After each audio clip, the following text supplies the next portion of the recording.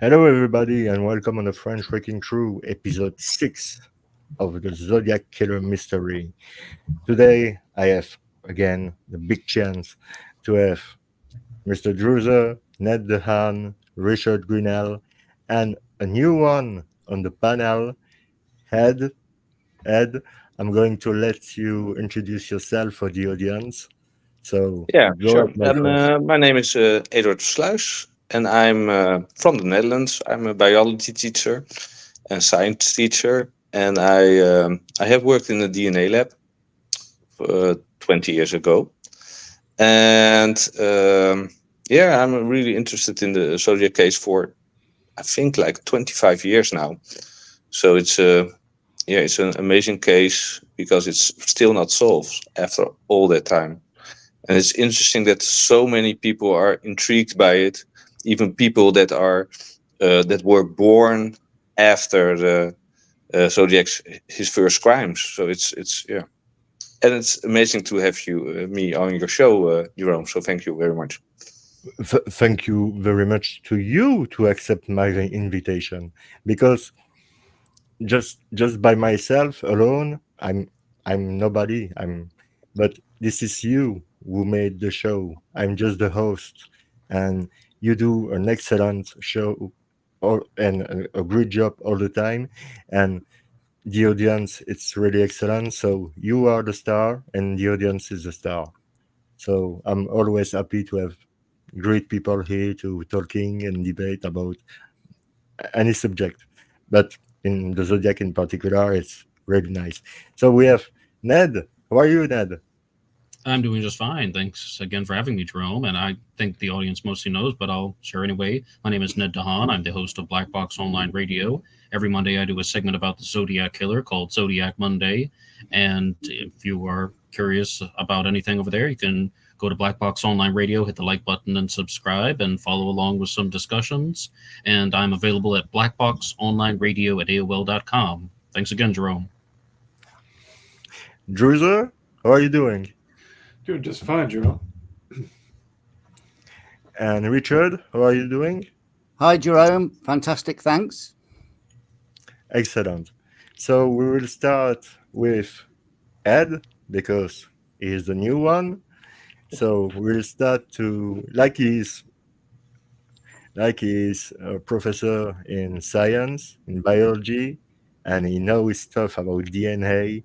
We will start with Ed to talking about DNA in this case. And Yeah, so most go of ahead. oh, thank you.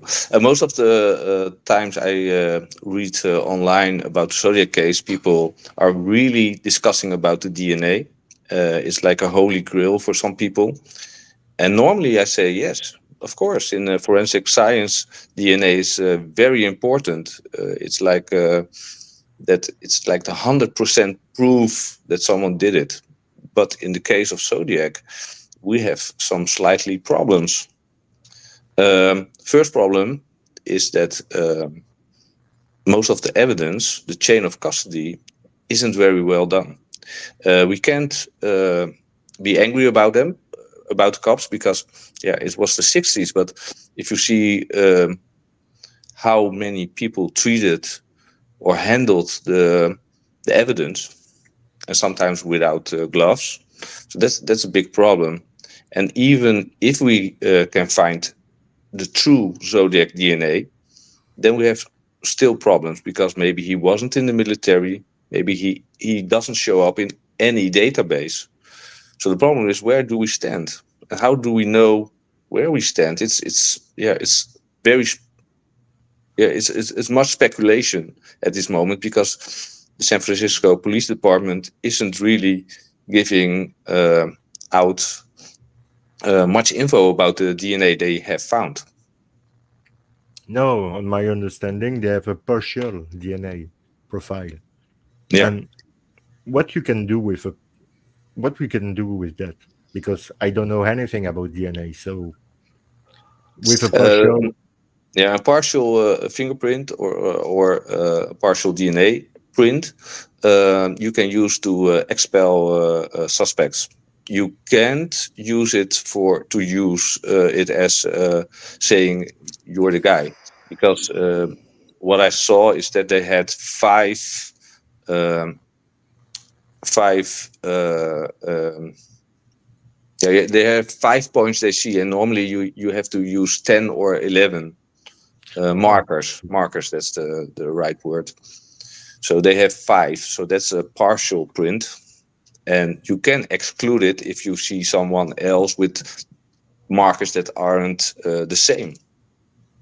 But it's not enough to say, okay, we got the guy. So that's a big problem. Yes, it is. What I think could be possible, not infected DNA, could be from the hair they found under a stamp. Most of the envelopes and letters were worked on with ninhydrin, and that's a liquid you use to make the amino acids in sweat visible, so you can find fingerprints on it. The problem is that it's working on amino acids, and DNA itself is full of amino acids. So the problem is you destroy DNA completely. The hair under the stamp is usable because the empty DNA that's inside the hair is completely secluded from the evidence. So you could find DNA in it, even if you don't have the root. That's also a common conception, that people think you need a root, and that's true. You need a root of a hair for DNA, but not for mitochondrial DNA. So we can use that. Then we at least are sure we have a good, still a partial print, but we are sure we have something that can be used and isn't contaminated. Do you think that we could do more than one test with that hair, or is it just you do one test and it's used up? Nowadays you can do more than one test, because you have PCMR, and that's like a copy machine. So what you do is you take a little bit of the hair, you can copy pieces from it. The DNA, you can copy the DNA. You can copy the DNA at so many times that it's coming to get visible to examine it. Why do you think they've waited so long to test it, assuming that they haven't tested it? Okay, the one thing is it's very expensive. That's a big problem. And I feel that now I'm gonna assume things. So it's just you ask a question. I don't know if it's true or not, but the case is a burden on them. So. But Ed, I have a follow-up question for you. Like, for example, is this a fair recap of what you said? Now, they have the hair, and they have the reported touch DNA from the outside of the stamp. And did you mean that, okay, they should compare the hair to the touch DNA from the outside of the stamp, or maybe some of the other partial profiles that have been lifted from other communications, and if they can have two of them that are close enough where they recognize the similarities, then they're like, all right, this is most likely from the letter writer. Is that what you were trying to say? No, because No? I really Okay. think you can find. I really think you can find the real DNA on the outside of the envelopes or on the papers. Remember, those a lot of people have touched those items, and even after they touched it was worked on with ninhydrin. So the chance you find the real DNA is nearly zero, in my opinion. But even if it matched the hair? Sorry? Even if it matched the hair that you were talking about, like you have touch DNA that matches the hair DNA, or you have some type of... Yeah, then you can say that it's possible. Yeah, true. Right. But then you really have to check for the envelope and the letters that aren't searched for fingerprints. And I think some, if you look at the high resolution scans of some of the letters, you really see like a pinkish colorization, and then that's ninhydrin. That's you can find DNA on it, but probably fingerprints you can find. What they should be doing is comparing the DNA, the hair DNA, mitochondrial, under that stamp with the 1978 letter. Now, I know people debate whether that's genuine or otherwise, but like you said, Ned, if you compare the mitochondrial DNA from that letter to that hair under the stamp and it matches, that becomes far more significant then. And I don't believe that was, and if you ask Mike Rodelli, that's one of the 78 letter matched one of the DNAs from the 74 letter. This makes that a much more significant piece of evidence to test against that hair. Yeah, if those letters are not worked on with ninhydrin, I didn't see any fingerprint style on the scans. So yeah, I think you're right. I think that you can at least say that the guy that put his DNA under the stamp was also responsible for those two letters. Yeah. Agree? Yeah. But now, wait a second. Yeah. For the audience, can we just get some clarity? Like what you're talking about, Richard, is that when Mike Rodelli was discussing the Zodiac Killer's DNA, and he has done amazing work about trying to publicize this material, it's that there's a DNA link between the 1978 letter and one of the 1974 letters. But according to a presentation that was done by a scientist named Alan Keel, according to, partnered with Rodelli's observations, the only letter that he could be talking about is the Exorcist letter. So, in Rodelli's mind, is like the Exorcist letter and the 78 letter have a DNA match. And this is so puzzling. Yeah, Druzer has a hand up, but this is so puzzling because the Exorcist letter is widely regarded as the final confirmed Zodiac communication. And, when I first heard this stuff, I was just sitting back like, wait a second, what's going on? Okay, DNA match, 78 letters unconfirmed to a confirmed communication. Who do you believe? And I'm going to believe Druzer because he had something to say. Well, perhaps it was just the phrasing, but it is not possible. Keel was the head of the lab in San Francisco. He left under not great circumstances, being criticized for manipulating evidence in murder cases and generally having a terribly organized lab. But he said that, yes, one of the 74 letters matches the 78 letter, and that is not possible on any level. For one, the 78 envelope did not produce a full DNA profile, so it couldn't match anything. And the only 74 letter that had been tested at the time was the Exorcist, and it didn't even have a partial. It just said cells found. So agreed. If you check the scan of the Exorcist letter, you see that the ink is like dripping, and I think they sprayed it with ninhydrin. So I think you're correct, Druzer. But then what's with this story going around with all this stuff about the 74 letter being tested matching the 78 letter? Because I know you guys have heard it probably better than I have. So what's the deal? Well, Mike Rodelli claims that Alan Keel said the 78 letter completely matched the DNA from one of the 74 letters. So it's his claim. Now, it's easy to prove that the 74 Exorcist letter is genuine by comparing it, like I said, to the two envelopes from April 1970, which weren't released.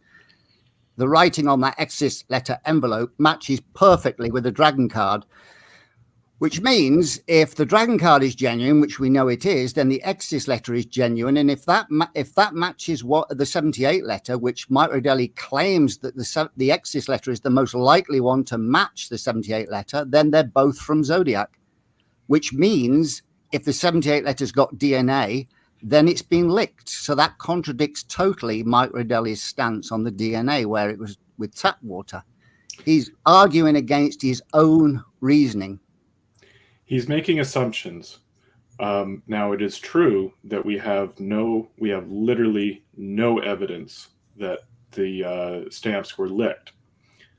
However, as Eduard was saying, this is quite possibly storage issues and nitro. I can't say the word, but he can. Nitrogen. Yeah, used for fingerprints, and the combination could have destroyed the usability of the evidence. I would like to see further testing, because most of the examinations we're discussing occurred 25 years ago, and with only small portions of the stamps, albeit on the most logical place that you would find saliva. But I would just like to see an updated account of what has been tested and what results, if any, have been found. Because our last update was that they found a full profile, but it was from a woman. And where did that came from?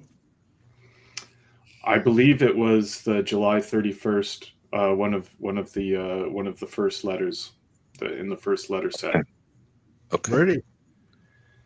Maybe an interesting thought, but we have also the famous Eureka letter. Maybe we can check that for a DNA.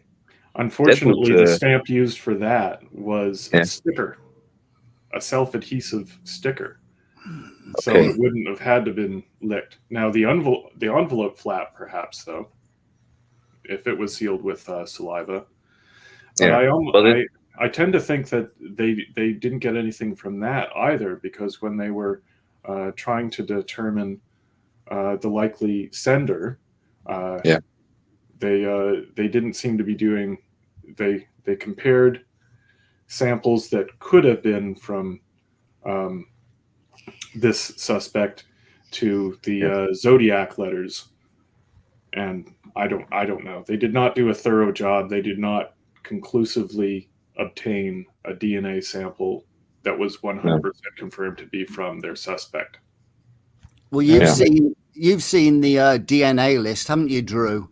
And if you notice where it says more cells and few cells, or cells and few cells, whatever, I can't remember the exact wording, all those are letters, and they've got no attribution in comments for any of the cards, which suggests to me they're testing the envelopes, not the stamps. Yeah. Well, True. But Richard, there's something else. You can check for cells, but the DNA is something completely different. That's in the center of the cell DNA. So you can find cell debris. And cell debris is also only the outside of the outside circle of the cell, and that doesn't contain DNA. So they did find cells. So they assumed that someone licked it, because it's epithelial cells from the inside of your mouth, but it didn't show DNA, and that you can see in the report as well. Well, the 78 letter said DNA found. Yeah, so that's the chance to check. Yes. Yeah, I'm suspecting that if we know, I would suspect any sensible person who is doing proper testing would test the inside of the envelope, beneath the stamp, beneath the envelope seal. Nobody in their right mind would start swabbing the outside. Yeah, and that's what happened. They checked the outside, because that's so much contamination you find. Maybe the reason that didn't check the 74 and 78 letters is because they didn't saw a match in the handwriting, and they assumed that it wasn't the Zodiac but someone else. That's correct. Yeah, I think their analysis deemed it not authentic based on handwriting, nothing to do with DNA, obviously. Yeah. The problem I have with the chart is that it is not written in scientific language. There's no specificity anywhere on it. And it also includes annotations such as per keel. as in it was not compiled by Keel himself, but more likely Lieutenant Brutton, who was the one who actually sent the charts to Tom 20 years ago. Yeah. So we really don't know what we're talking about. Agreed. It's partial information we get. We don't Yeah. see the full analysis with a handwriting of a DNA analyzer or a lab assistant. I have a question, Ed. If you only have a partial DNA, how it's how you can claim, like microdally, that the 1974 letter and the 1978 letter match? No, If you only no, you have have to have a partial full DNA. DNA. You have to have full DNA. You have to need the full DNA. You can make an assumption, but in a court of law, it doesn't. No, you No, cannot. you go can't before court of convict law someone. and- no. Yeah, I don't blame Rodelli. Like, his source should be impeccable. It was the lab director at the time for years. So he's I trust that he's reiterating what Keel said, but Keel has not spoken again in 20 years. I agree. I trust Mike Rodelli with it. You can say anything about his suspect. You can like it or you can't like it, but yeah, he's very factual at knowing things about the case. So yeah. But Edward, on this note, like the DNA is so questionable. The fingerprints are now possibly even questionable. You're someone with a forensic science background. How do we go about solving the Zodiac Killer mystery? What really is the avenue that needs to be explored? Yeah, that's a good. Oh, that's my dog. The dog has an answer. I'd love to hear that. I mean, he said nothing. he agrees. Yeah, I think it's hard. It's hard. You have to find physical evidence. So you something like something that the last piece of Stein's shirt or something like that, and that's a problem. And what we see in many years, like each and every 5 years, someone comes up and says, "Yeah, my dad was Zodiac, or my stepdad, or my granddad." Lately, and they don't show any evidence. And another problem is everything we do, even we as Zodiac researchers, we assume a lot, and assumption never convicts a man. So it's a problem. It's hard because DNA is. Oh yeah, Richard. Sorry, I was just going to say to Ned, it depends on who wants to be convinced the case is solved. You mean in the eyes of the Zodiac community or the eyes of law enforcement? True, yeah, and whatever you say, you can have a lot of indirect evidence for your person of interest, and you can build a really good case about a guy you have researched for years. If law enforcement say no, we won't check that, then nothing happens. Yeah, see, we've got sorry, just quickly, we've got fingerprints on the cab that can eliminate suspects. Yeah, but anybody, also true. But anybody with a suspect who's got fingerprints on file will never accept those cab prints. That's the problem. Yeah, and now we have the Robinson kit that tells us someone else left the prints.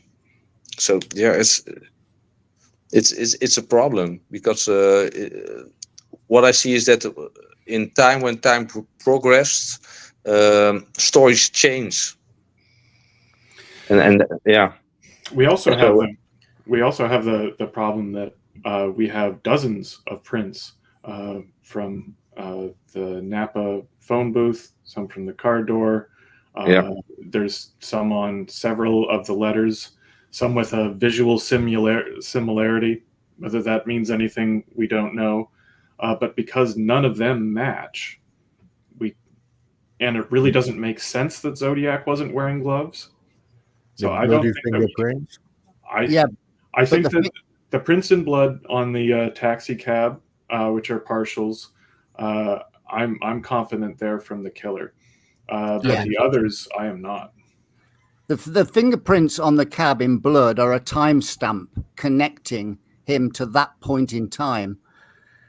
True. Whereas the fingerprints on the phone booth receiver and whatever, you don't know who deposited those fingerprints. They could be anybody.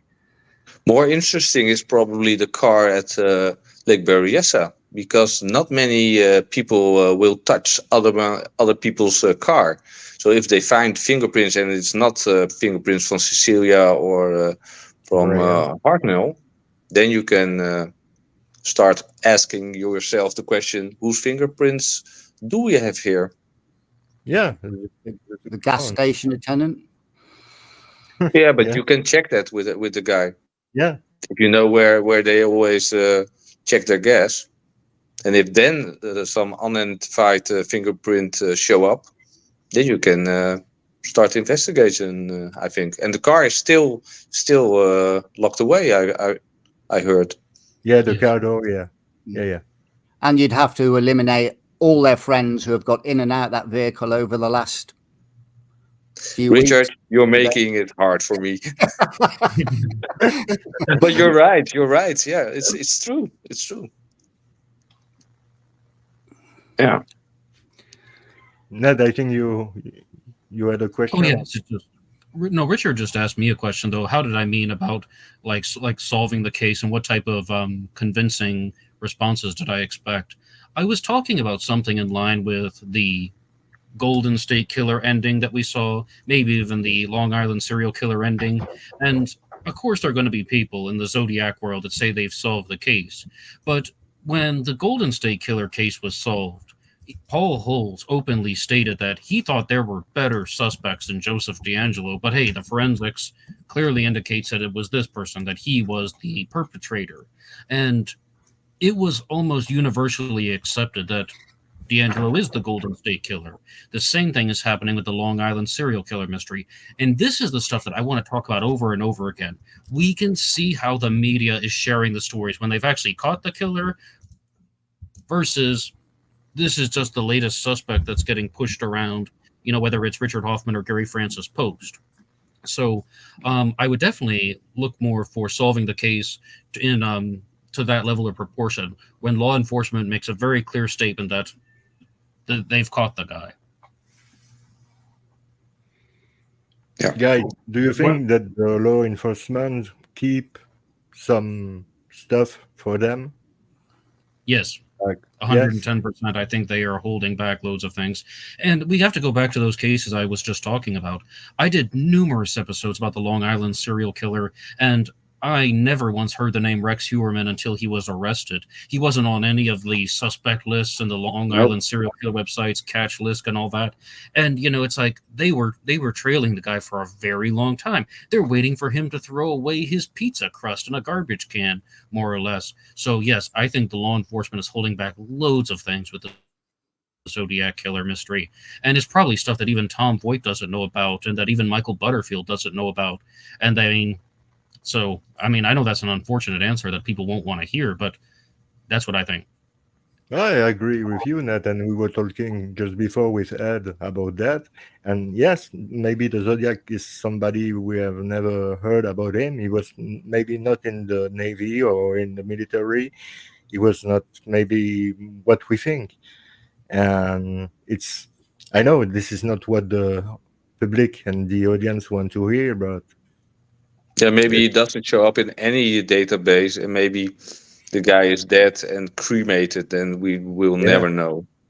Yeah, because if there is no reference of him in a database or anywhere else about his DNA or fingerprints or anything, we will never find who was the Zodiac. Even if we know today we can have DNA or fingerprints, there is nothing to compare. So why don't they send these letters out of America to other countries where DNA testing is quicker and cheaper? It's a good question. And thoroughly run them rather than all these endless delays, because I cannot believe for a second we have 30 odd letters and not one of them contains any DNA whatsoever. And Richard, I think I know the answer to that question, because San Francisco Police Department doesn't want to give it away. It's their case, and they're staying on it. They're sitting on it. If someone will solve it, it's the San Francisco Police Department. Yeah, you've got to put pride away from this matter and start doing the right thing. If it costs, I don't know how much it costs for a DNA testing in America, but if it's 10 times cheaper somewhere else and far quicker, why not? I mean, you've got victims here. This isn't a game of pride and one-upmanship. I don't understand it at all. But we have seen it in the Cherry Joe Bates case. We have seen it in the Cherry Joe Bates case. There was a DNA found in the hairs. She has clutched in her hand, and still they think one guy, an ex-friend, ex-boyfriend of her, is the guy, even if his DNA isn't matching. So and in that cops case, are also humans. And they have like a tunnel vision as well. And in the case of Sherry Joe Bates, we have the hair in the webbing of the right hand. We have the cigarette butt, which I think it's got 0.009 nanograms of DNA, whether that's too small, but they should be comparing that cigarette butt to the DNA from the hairs. They could also, and also I don't understand, Drew knows this, there was a blood trail running from the body all the way 100 feet to the road. I doubt this was dripping from a little small knife. I suspect the killer probably cut himself. Now, we know that Sherry Joe Bates' blood type was only about 3.4% of the population. Yeah. Therefore, it wouldn't be hard to, if they'd kept that blood. I cannot believe they had a trail of blood and didn't sample it. If they didn't, it's shocking, because if that was different to Sherry Joe Bates' blood type, which it probably would be because hers was so rare, then we'd know we'd got the killer's blood type. Yeah, but And it's DNA. easier. I think it's easier to use the hairs, because what I know is that the hairs did have a root. And how do you get a clutch of hair in your hand? It's something when you fight off someone. So they don't have a partial DNA print. They have a full DNA print, because if you have roots, you can get a full DNA print out of it. Now, wait a second, Edward. I do have something about that, because Ken Maines went very publicly a couple weeks ago saying that there's this DNA from in the Sherry Joe Bates case from the wristwatch band that was found near her body and on her pants. And he's talked very publicly about the hair that was found on her hand, but he didn't say anything about the DNA on the wristband, her pants, and the hair all matching, coming from the same offender. Do you have any information about that? Or like, is it the same person's DNA that's found in both places? No, I don't know. I haven't heard about it, that it's connected. But the DNA on the hair from the DNA testing in 1999-2000 was only mitochondrial DNA. Really? From Sherry Joe Bates, yeah. Okay, because what I heard was that it contained roots, so I would assume they used complete DNA. And in 1990, you already had PCMR, so like polymerase chain reaction, so you could get a full DNA print at that time. You would have thought so, wouldn't you? Yeah. But all I know is the Suzanne Ryan mitochondrial was in the DNA can lab still as well. eliminate a suspect like Bob Burnett, so that's what happened, right?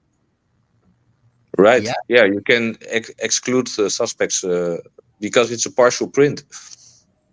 And you could compare the mitochondrial DNA to anything in the Zodiac case if you found it. Agreed. Yeah. Why don't they compare it to the hair under the stamp on the Stein letter? Politics. Yeah.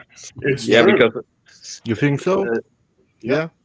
Yeah. I when Cherry Joe Bates was killed, and it came in the press. The Riverside police said, no, this is not Zodiac. No.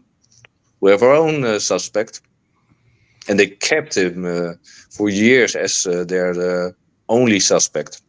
Yes, even after he was a non-match to the DNA that they had. I have spoken to 99. him because I had in 2003 I had an own website about the Sherry Joe Bates case, and I spoke to him. And even when he was in Asia, he moved to Asia, Bill Bennett. Then he was still getting contacted by law enforcement about him being a suspect. Yeah, and I guess they can forever say, well, he had a partner. So Yeah, because they people found for two years. people checking afterwards with flashlights. yeah, someone said that. It's BB in a partner. Yeah. So I mean, like that was just like the way they're trying to make it all fit. But like, I have a couple, problems with like BB having a partner in all of this, because if I don't quite understand if all of these DNA fragments are from different people, and if they're not, then I think then we can just take a step back from the partners theory that there were two killers with Sherry Joe Bates and just say that that's more of an assumption, or that they have this suspect, the ex-boyfriend BB, and they just want to try and vilify the guy, and they're not backing down from it. But like, I'm just really unclear on some of these things, and I don't know if this stuff has been made available to the public. I'm also in the dark about this. But also with the cab prints that are bloody fingerprints, we know that the Zodiac Killer claimed to put airplane cement on his hands. This residue would certainly be mixed in with that fingerprint, or as he touched the cab. And when the way they lift prints in those days, that should be easy to detect if they'd kept the samples, if there was any airplane cement residue on those fingerprint. I think it will stick if you really use air glue. It sticks to your skin, and you would have seen partial prints.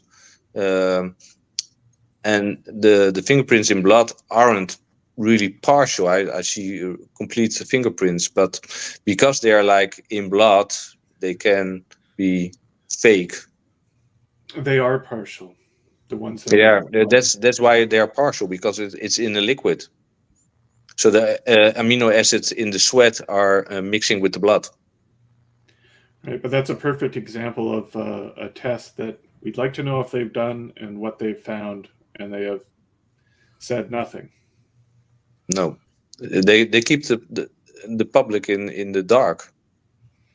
Yeah. But I do have a follow-up question for Ed. You said that you had the opportunity to interview Sherry Joe Bates' ex-boyfriend BB back in the early 2000s. And, it wasn't an interview; it was like a mail contact. Okay. I've been tempted to contact him myself, because if people Google enough, it could do this about 5 minutes. You can get his contact information, and I've been tempted to, but I haven't gone through with it. I just want to ask, what was your experience with that? Like, did he share anything at all that kind of just gave you some food for thought about anything? Anything? It was a really short mail. He sent it. He contacted me. Because I couldn't contact him. I didn't know where he was, but he told me that they were still after him, and he explained that he wasn't he wasn't the one that did it, and he also told me that the guys that pointed fingers to him that weren't really his friends. Not good friends, anyway. Yeah, No. not good friends. Yeah, it's really curious. I mean, because there was evidently several people who came forward saying things that would positively make him the killer if true. Yeah, and not one. It were more than one. Yeah, and so this is the landscape we have to evaluate when we discuss possible hoaxers too. This is these people. Yeah, are because really I trying to couldn't send verify yeah. if it really was him or not. So I don't see any evidence that there was more than one person there, and Richard has spoken a lot of this. It seems like the attack came from behind, as was described in the letter, and the wounds were likely perpetrated by the person holding her. Is that a fair assessment, Richard? Yes, I've gone through, like I've said, the best way to analyze all these crimes is through the autopsies. And at least you can then marry the autopsy with the picture of the crime scene. And like I said, the ballistics or any knife wounds. And like I said before, the knife wounds are grouped very closely. They're all the breast and above. One's in the right axillary fold. One is halfway up her right arm. Two are in her left breast. One is in her right breast. One is in her back. And they're all above the line of the breast line, which suggests and also you've got to remember she had petechiae on her forehead, which is a sign of, well, let's say compression.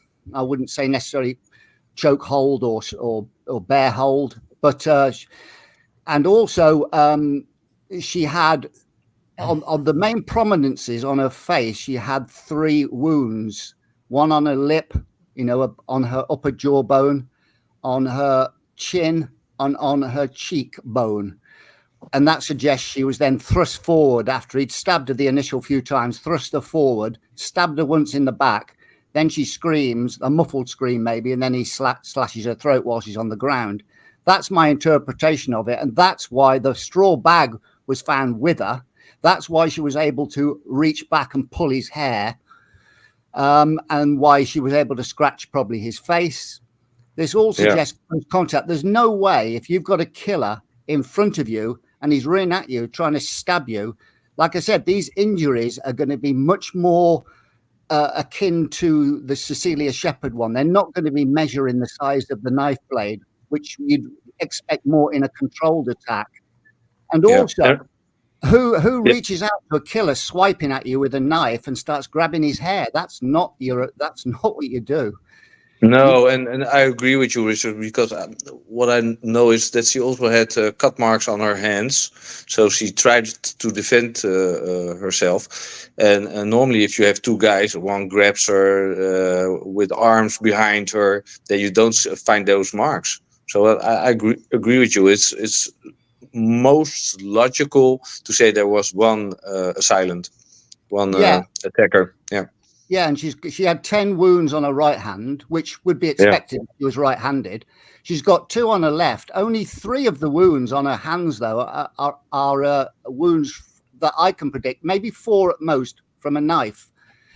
But if she's being stabbed, being held from behind and stabbed backwards into her chest, naturally her hands are going to be flailing, protecting herself as well.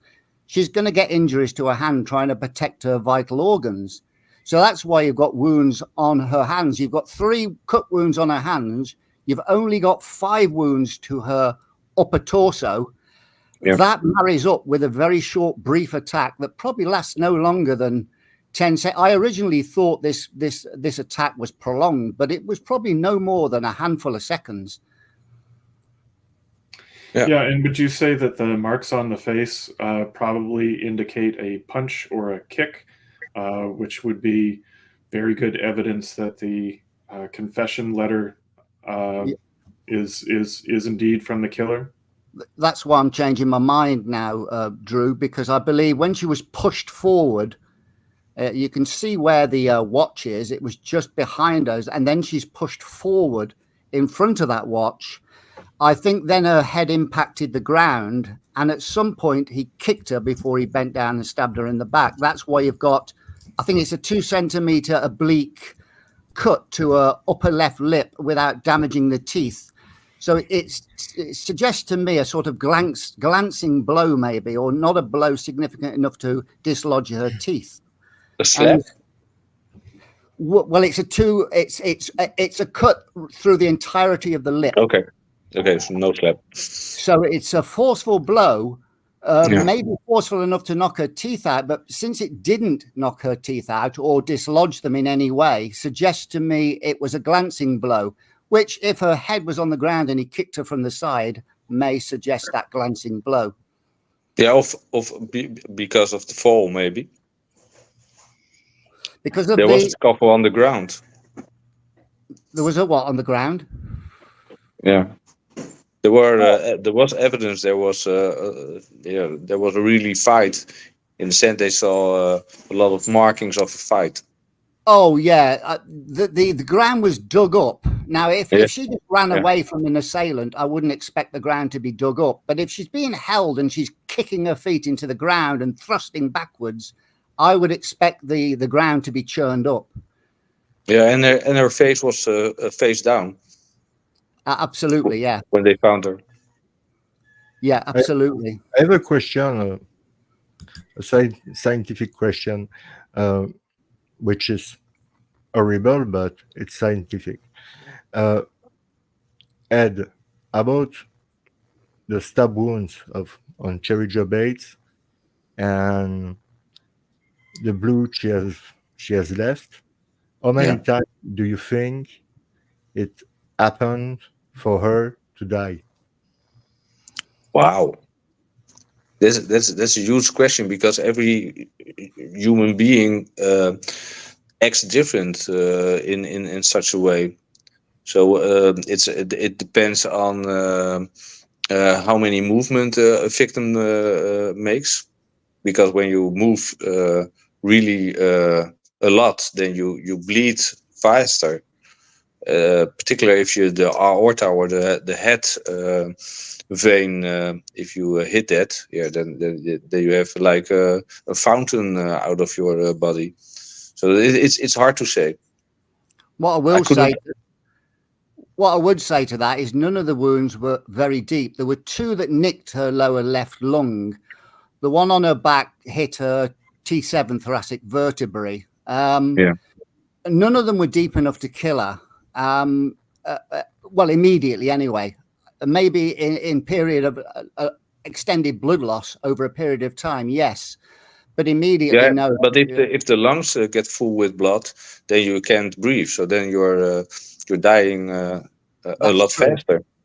But they said they were next to the outer pleura of the lung, not a penetration through. There was no hemorrhaging in the lungs. Okay. Because if we compare the attack at Lake Berryessa with Cecilia Shepard and Brian Atnell, Cecilia have received more stab wounds than Brian, and she had survived for 2 days. Sadly, she died in the hospitals 2 days after, but the knife was much bigger, on my understanding, than the knife using against Cherry Jo Bates. So it could depend on movement. She was incapacitated because she was lying. Her hands were bound, but it's really hard to say, because every human body is different. It's different, yeah. In biology, we have the torso, and when I teach, I say, hey, this is the torso. But when you use the torso, it's just a picture of it. Nobody has the same intestines as like that torso. Every human is different. True. And do we know about the amount of blood they find on the crime scene of Cherry Jo Bates? Do we know something about that?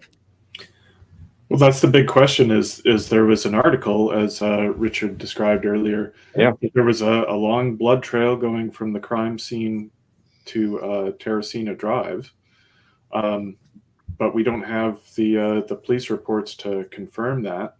No. Obviously, it is incredibly important evidence if true, but we don't. Do you know. think it's possible that Cherry was killed somewhere else and her body was? I don't see any evidence to support that. No. There's certainly been theories, but all it would explain is why someone didn't hear her scream. Yeah. Yeah, But it's if open if the brain. attack Sorry, happened this while is the- this is what we know, and it's logical. She was the blood attacked evidence there. should be clear where she was attacked and murdered, right? I mean, they should be easily able to tell, as much as Richard said about, okay, the killer approached her in this way, that's why the blood spatter is going in this direction. I mean, that's what their job is, right? And I mean, it should be quite obvious if someone who has familiarity that she was murdered in the alleyway or she was murdered at a different location and dumped, right? Yeah, Yeah, agreed. absolutely. Yeah. I mean, And the big so, question. Richard, the brute trail you are talking about, do you think he was coming from Cherry Joe or the assailant? Well, the blade was 1/2 inch wide, 3.5 inches long. It's a small Yeah. knife, and he claimed it broke. That may be the reason he switched to slitting her throat. As the prior to slitting her throat, my guess is he stabbed her in the back, hit her thoracic vertebrae. This might have broken the hinge mechanism on the knife, so then he just used it as a tool, drawing it across her throat. That's my guess. I mean, I can't prove that, but you imagine a blood-soaked knife. That I don't believe that's going to drip for 100 feet, and he's probably going to put it back in his pocket anyway. But he could conceivably have cut his hand, and that may have bled, and he may not even have noticed it with his adrenaline flowing. Who knows? But She put a big fight. If you see the evidence, and yeah, maybe she didn't went down, and he got like, okay, now I have to do something that will really kill her. But yeah, we assume here. But yeah. Okay, guys, I have to leave because it's late and I have to work tomorrow. I want to thank you all for having me here. It was a warm bath. Thank you. Nice to speak to you, Ed. Okay, Yeah, bye, guys. Nice to meet you. Bye. Thanks for sharing Talk all to you this on info Discord. about forensic science. Okay, It's really you're good welcome. Thank you. Bye, bye. Bye. Ned. Stuff. Bye, Ed. Bye, Ed. Oh, it was really interesting to talking with somebody who is in science, who is Absolutely. teacher in biology, and it's really interesting. So, yeah, go Sorry, ahead. one more thing about the blood trail. Obviously, we can only sort of go on assumptions. But if we know that the confession letter author was the killer, in that letter he mentions breaking his knife, and for a hoaxer, that is a really strange comment to add after going to such effort to convince the police that he was responsible, because obviously they didn't find a broken knife, or it wasn't reported that they found a broken blade at the scene. Yeah.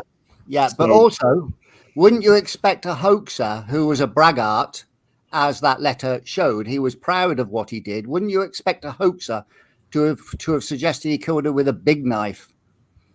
Absolutely. Unless, although I suppose the hoaxer theory proposes that he's read all the coverage, and the coverage did describe a small blade. Well, that's another point. Yeah. But actually, Yeah. there's a very good question in the chat here from Chris Rhodes. Shout out to you, Chris, who says, is there evidence that the murder location was pre-planned? How close was it to the parked car? Now, I want to try to answer the first one. And I do think there is evidence. There's not proof exactly, but there's evidence that the murder location was pre-planned, because this person seems to have put a series of steps in place to lure Sherry Joe to somewhere. So I would expect that there's a desired location that the killer has.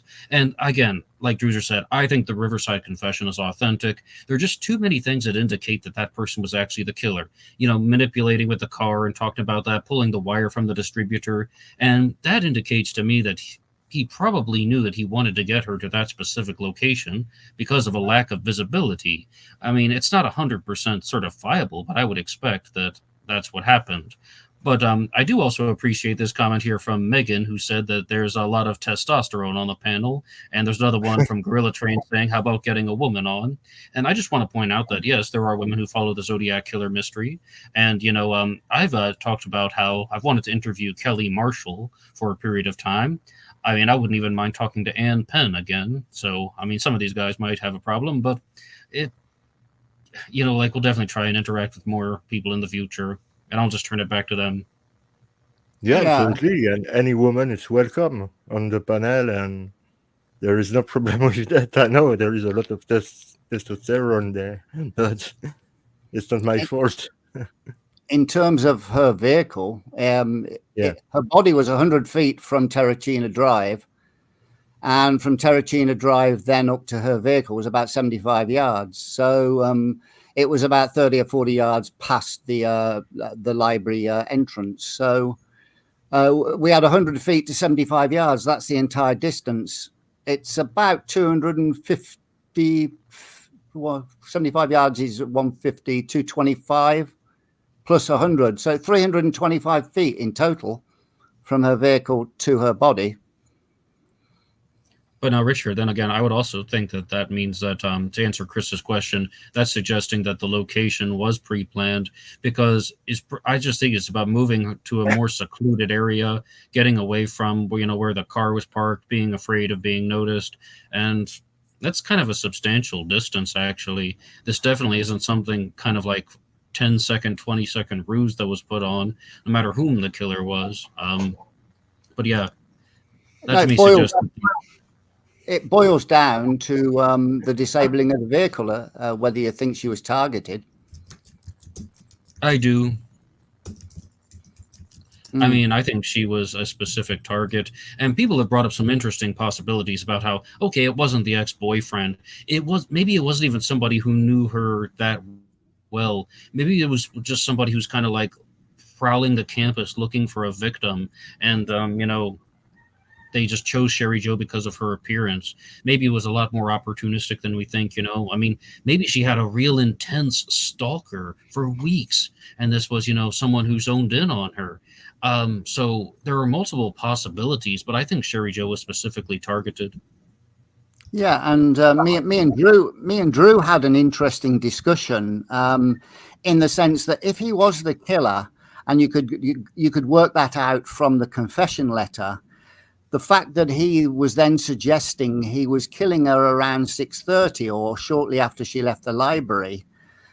The only thing I could possibly think of was he didn't mind admitting to the killing and giving away what he did, but what he didn't want to do was give the indication that she'd left the campus for 4 hours and she'd done it on foot and not in her vehicle, which suggests that if she did leave the Riverside campus for a time, namely 4 hours, then it could have been very close, because if the perpetrator who was with her for 4 hours had lived far away, then clearly she would have driven there and not walked there.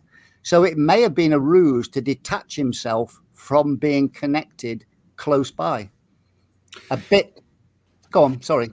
Well, it's interesting that the confession letter describes Sherry screaming, and indeed there were reports of hearing someone in the area scream after the library was closed. Yep.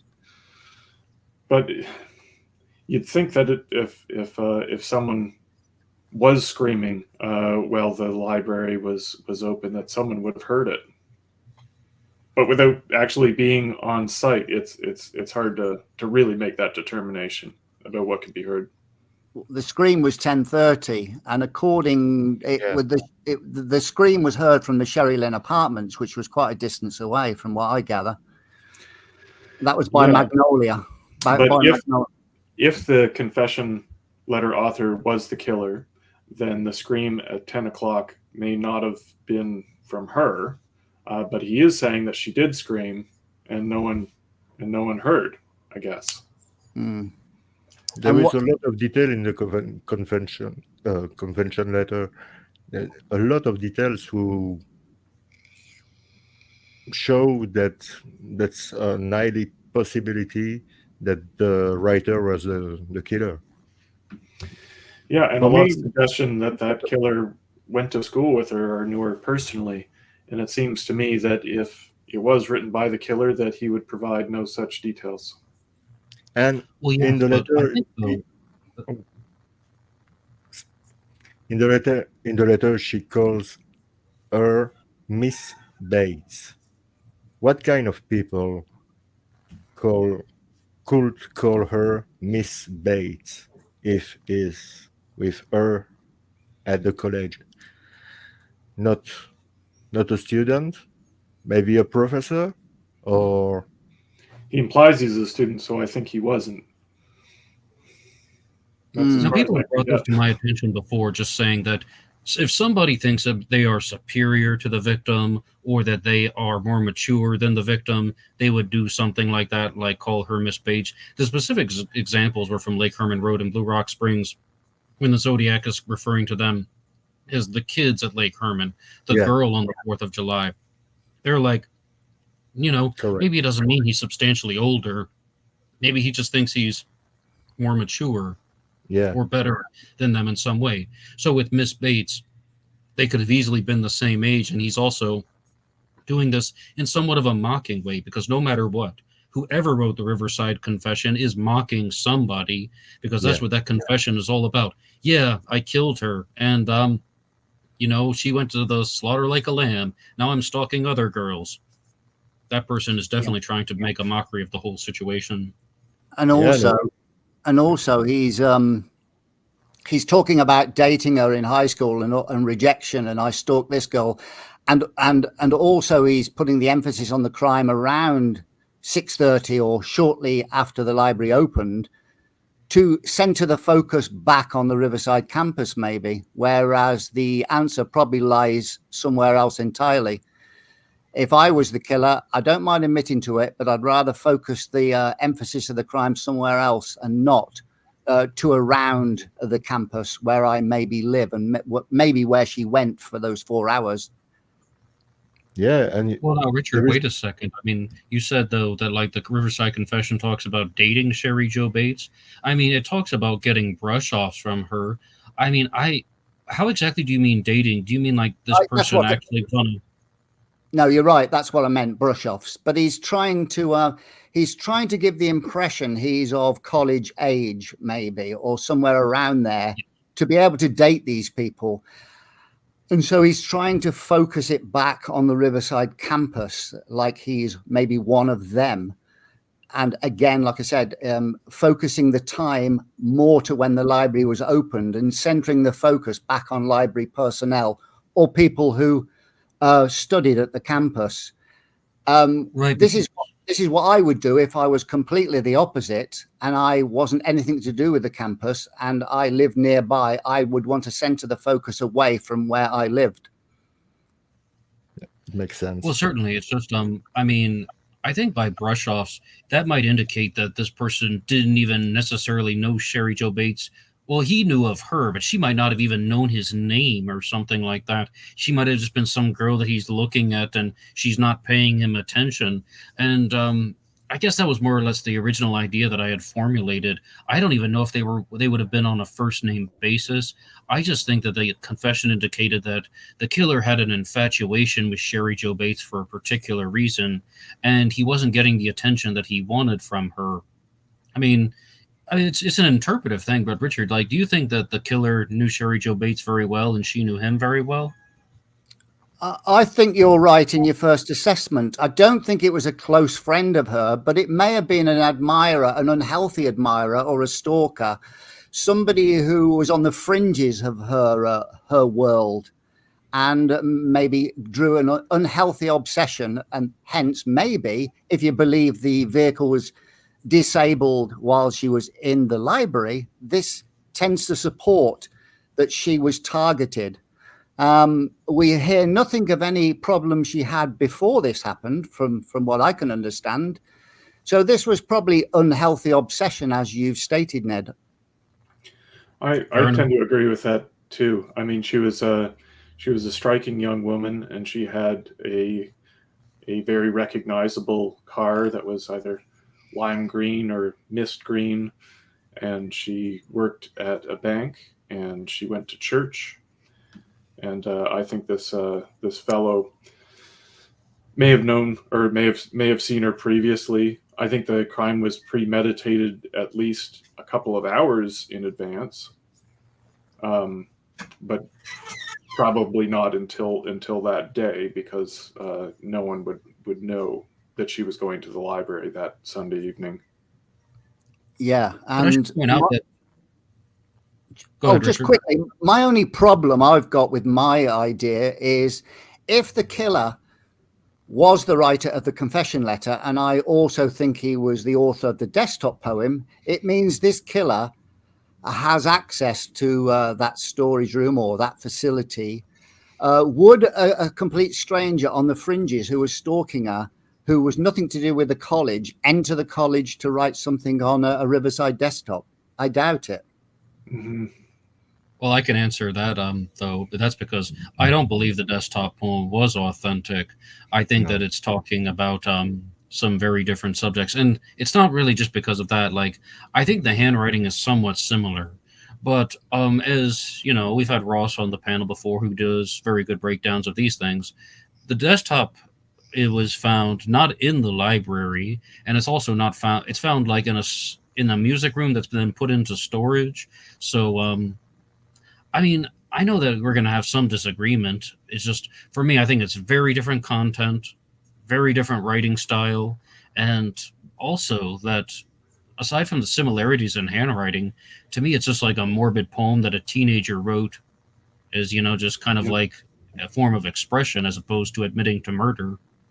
The timing is just weird. They just, like, the confession letter comes out at the end of November, like November 29th, and then sometime in December, maybe even as early as 3 days later, they find the desk poem. Very fair point, Druzer. Fair enough. Yeah, but the difference between the desk and the confession letter is the desk you have handwriting, and on the confession letter is typed on one machine.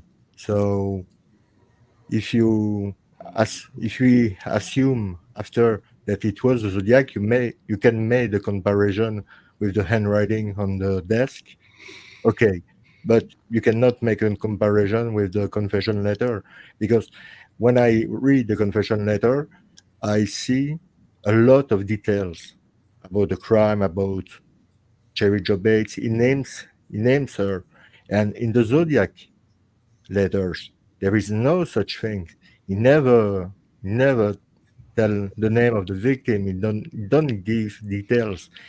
His letters are really boring, and but it's true. This is really boring. There is nothing interesting in his letter, and in the confession letter there is a lot of details, a lot. Yeah, which is not the case with Zodiac two years after. And the confession letter author stated, I put my hand over her mouth. And so he was suggesting he was in close contact with her, probably choking her, probably trying to shut her up. And never at any time was the petechiae mentioned in the newspapers on her forehead. No. So he wouldn't have known that autopsy report unless the killer was the surgeon. So he knew this was a close contact affair, if you believe the petechiae was caused by some sort of compression or strangulation. Stepping back, it just seems like a weird, elaborate thing that someone not the killer would do. That was a terrible sentence. It seems weird that someone other than the killer would send such a letter and make such effort to conceal their handwriting and conceal their typewriter by using 4 or 5 different sheets of teletype. Okay, there's something important to say about that, Druzer, because talking about other evidence, when the Zodiac Killer channel was up and running, I did the narrations for that channel, and I did a reading of the Riverside Confession. And the guys at the Zodiac Killer channel were like, "Wow, you really got into that. It sounded like it was coming from a dark place." And I was like, "Well, I wasn't really thinking about anything. I was just reading the text that's on the page and just focusing on the words. It's not like I had it memorized." And it really wasn't me. Ross also did a reading of the Bates Confession on his channel, and you can hear how it increases in intensity when someone is almost like revealing more sides of their twisted persona. Even in some of the other YouTube channels like Next Halloween and so on, or you can really see that this is someone who is very demented, very deranged, and there are a lot of very negative emotions that come out by the end of this, all suggesting that this person is dealing with the type of mental health issues that you would expect to be in line with the stalker, the murderer, someone who actually committed this crime. So I know that that is a bit of guesswork, but I think it lines up. Yeah, it lines up. Yeah. I'd say that the voices of the confession letter and the Zodiac letters are quite different, despite some of the language that they share. Yeah. I think the confession letter writer was superior in terms of ability with prose, and that the Zodiac largely kept to the facts, and he was only really descriptive a few times. I think of the July 26th Little List letter where he describes torturing his dead slaves, whatever the hell that means. He got into some some detail with that. Yeah. I don't know. Yeah, the killer, the Zodiac Killer, never dwelled on the suffering of his victims, whereas the confession letter author positively enjoyed what he was saying. Yeah, but I guess the theory would have to be that in both cases he's assuming a persona for effect. He's basically talking to the community who he wants his letters to be published for. Yeah. So I don't know. It could certainly be the same guy. The signature of killing someone and sending a letter to the newspaper precisely close to a month after the crime is and the double postage, all these items. It's hard to discount. But Druzer, that does happen a lot more frequently than we originally thought. Than I originally thought when I first started looking at the Zodiac case. I mean, we have lots of serial killer stories where letters are then mailed in, and I should point out that even with Jack the Ripper, we have the first letter coming approximately 28 days after the first murder. So I think that this really isn't that out of the ordinary. And, this couldn't even be direct influences. This could just be how these types of demented murderers are thinking. And there are like genuine psychological patterns that exist with criminals like that. And I'm starting to lean more and more toward those things as opposed to being calculated influences from Jack the Ripper, which means I have to kind of trash my life's work for the past 3 years. But I mean, it happens. And it's just, I mean, I'm not that surprised about the timing of the Riverside Confession. Well, could you name some other instances where murderers have written letters? Yeah, like within the same time period. In 1966, you mean? I'll give you a 10-year span on either side of Zodiac. Well, I can't go back to 1956, but like 1946 and 47, we have some possible letters that could be connected to the Phantom Killer. There are letters that have been attributed to the Black Dahlia Avenger, which Steve Hodel loves to zone in on, saying, oh, the Black Dahlia Avenger wrote letters and the Zodiac wrote letters, therefore it's his dad. And I mean, we had the 3X Killer in the 1930s. There's a letter that's been attributed to the Axeman of New Orleans in 1919, which is most likely a hoax, but it's still been reported to have been from the killer, and then always all the way back to Jack the Ripper. So there are examples. I mean, I know that's not within the last 10 years. Those are just the first off the top of my head. Ned, you were talking about the hoaxer earlier today, the 2016 hoaxer. Oh yes. On Zodiac Monday, yes. Yeah, if this was a hoaxer, why do you think, when largely the news of Sherry Joe Bates had faded away by April 1967, why do you think a hoaxer came out the blue 5 months later, as opposed to a more invested killer who was the killer, who had something invested in the crime to continue the misery? Why do you think a hoaxer waited 5 months to get in on the act? No, I'm just going off of memory, and I'm a little hazy on the details. But wasn't there an article that was published in the paper shortly before the mailing of the Bates Had to Die letters? Almost like I don't know if it was an anniversary posting or something. I do forget the specifics, but I thought there was something that had been posted in the newspaper about Sherry Joe Bates prior to the mailing of the Bates Had to Die letters, and they think that's what provoked the person to write the letters, no matter whom he was. I don't know. Maybe Drew can answer this. I searched through newspapers.com for maybe an inspiration directly for those April 30th letters in 67. It wasn't a newspaper. It was Julia's in the chat, and I think she knows. It was sent to me. It was a day or two before the confession letter arrived.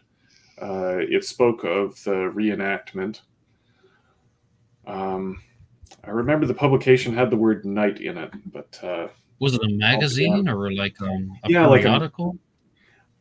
More like a newsletter, college magazine or newsletter, something like that.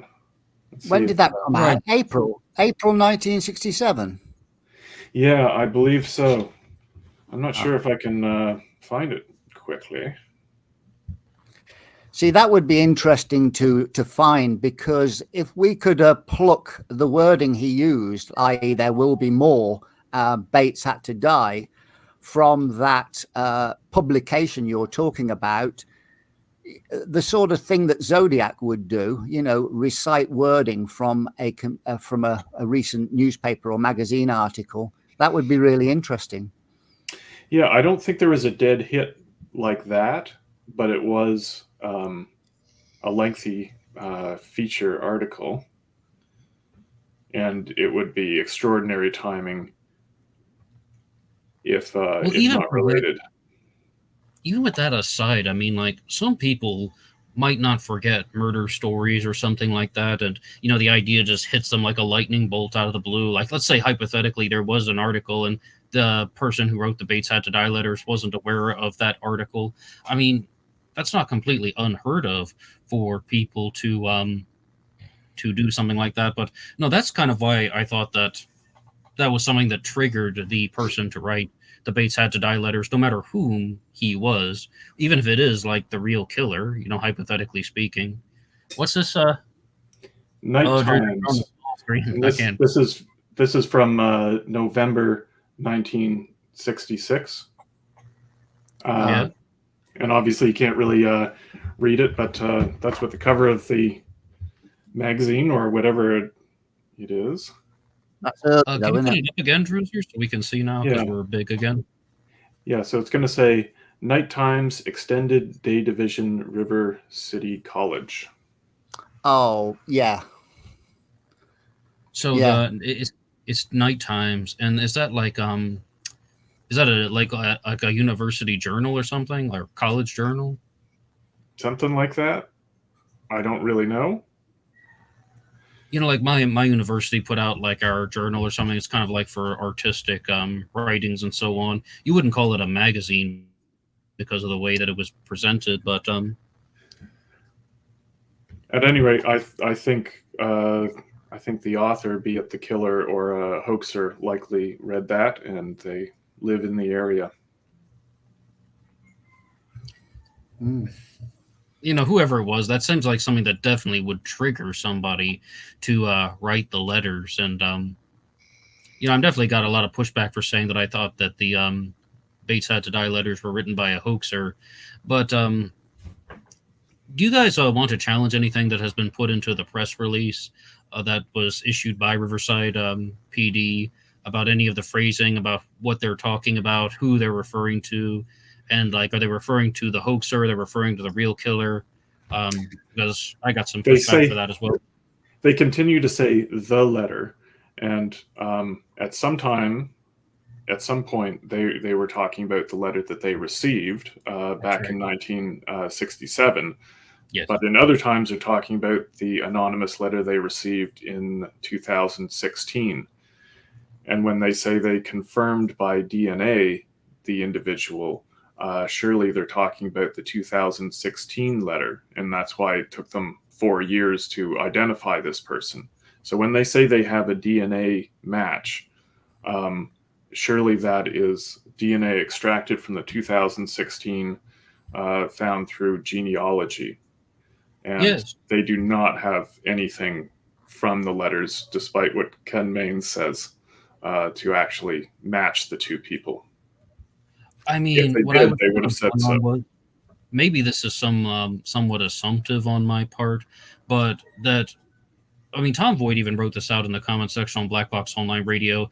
Kind of what you said, there's no evidence. They just took his word for it. And I was like, well, if they've tracked the guy down, I mean, like, they just going to have a phone conversation or something and just say, yeah, okay, I guess you're not the killer because you say so. I mean, like, or at the very least, they would just accept his story. And I would expect that they would do a bigger investigation than that, because that seems extremely light for real life law enforcement. Yeah, especially considering that they did work for 4 years to try to identify this guy. There's a lot of things that could have transpired during that conversation that we are not privy to. They could have, for example, asked him if he had sent anything in addition to the letter, which the sender did. He sent a clipping from the newspaper. Now, while that is publicly available inside Zodiac circles, if you go into the FBI files or whatever, but that would probably convince me. I was in the FBI files about Cherry Joe. I was reading some stuff, and I'm wonder why after all this year kept again some stuff they have now released before, because now it's like a cold case, not really, but it's look like a cold case. And after all these years, why didn't declassify what they have at the police? Why aren't they sharing more? Why you don't sharing more with the public? It's still an open case. They're hoping someone will come forward with real information. In Valero and San Francisco. The politics behind them distancing themselves from the Zodiac case is something I do not have a handle on. But it happened in the early 80s. But it's always a question of politics. Yeah. Pardon me? I say it's always a question of politics. I assume politics is essentially what the issue is, but I couldn't say more. But when you said about like the early 1980s, were you talking about Riverside PD distancing themselves from the Sherry Joe Bates case, or distancing the Zodiac from the Sherry Joe Bates case? Yes. And because of course Tom Voigt shared the document where it talks about all that, and it's like the general public has this perception that Riverside has ruled out Sherry Joe as a Zodiac victim. And, I even read it myself once, and I guess it kind of says not 100%, like in the exact phrasing. But in their press release from 2021, it states that Sherry Joe Bates has been eliminated as a Zodiac Killer victim. And if you want to challenge anything in the press release, I guess I would say that maybe not 100%. So, well, these are the things they have. They have a heel print that was somewhere between size 8 and 10. And in the Zodiac case, they have a 10.5 boot print. I wouldn't eliminate based on that. They have fingerprints on the VW, which don't match any of the fingerprints in the Zodiac case. Again, I wouldn't rule out on that. They had a mitochondrial DNA sample, and whether they were able to test that against anything in the Zodiac case, I don't know. We're not aware of any mitochondrial DNA sample extracted from the Zodiac case. In terms of handwriting, they have a handwriting expert that says the few characters that were presented in the letters do match the Zodiac case. Of course, we're not all convinced on that. But yeah, I think it was politics entered into it. The guy who took over the case is now in prison, and not a terrible suspect. I don't really know. I think Tom Voigt could probably speak to that. All we know is a bunch of disinformation came out when this guy Bud Kelly took over the case, and that's when you get the near decapitation and the 42 blows, all these things that would suggest that it was an overkill from someone who definitely knew her, and that should not be a 100% conclusion that we all have. That's why I asked you. I asked you today about where Kathleen Johns moved to after she moved from 847 West Campus Way in San Bernardino. Because if you remember last week, we spoke about the $1 million bomb threat from Redlands, which is Redlands is only about 4 miles from her residence at the time she was abducted. So it was unusual to have a Zodiac Killer story about Kathleen Johns being abducted, living where she lived, and then in 1971, which, if you think, this is the time when Paul Avery released the details about the connection to Sherry Jo Bates in November. Then in March, he admits Riverside activity. And then in July 1971, then there's a Zodiac Killer threat only 4 miles from where Kathleen Johns lived. And if you remember all the news articles that Paul Avery released about the connection to Riverside were all referencing Kathleen Johns in that story. So I'm wondering whether after he confirmed he had Riverside activity, he then sent another letter to somebody significant in Zodiac circles into San Bernardino to connect himself further to the Riverside activity. And that's why I wanted to find out who this letter, this bomb threat, was mailed to, because I doubt he just sent it to a random residence in Redlands. He picked this person, whoever it was, may not have been the Zodiac Killer, but he sent it to this person for a significant reason. And that's why I wanted to know where Kathleen Johns moved to after she lived at West Campus Way. If she moved into Redlands, that could be very significant. Indeed. And if the Sherry Jo Bates case is connected to Zodiac, then clearly that makes the prospect of Kathleen Johns being meeting the Zodiac more likely. More likely. And also, I read something today that I'd overlooked, and the late Howard Davis said that Kathleen Johns may have received a Halloween card. And on it, he said, to the lady in the blue car. Which hadn't been released.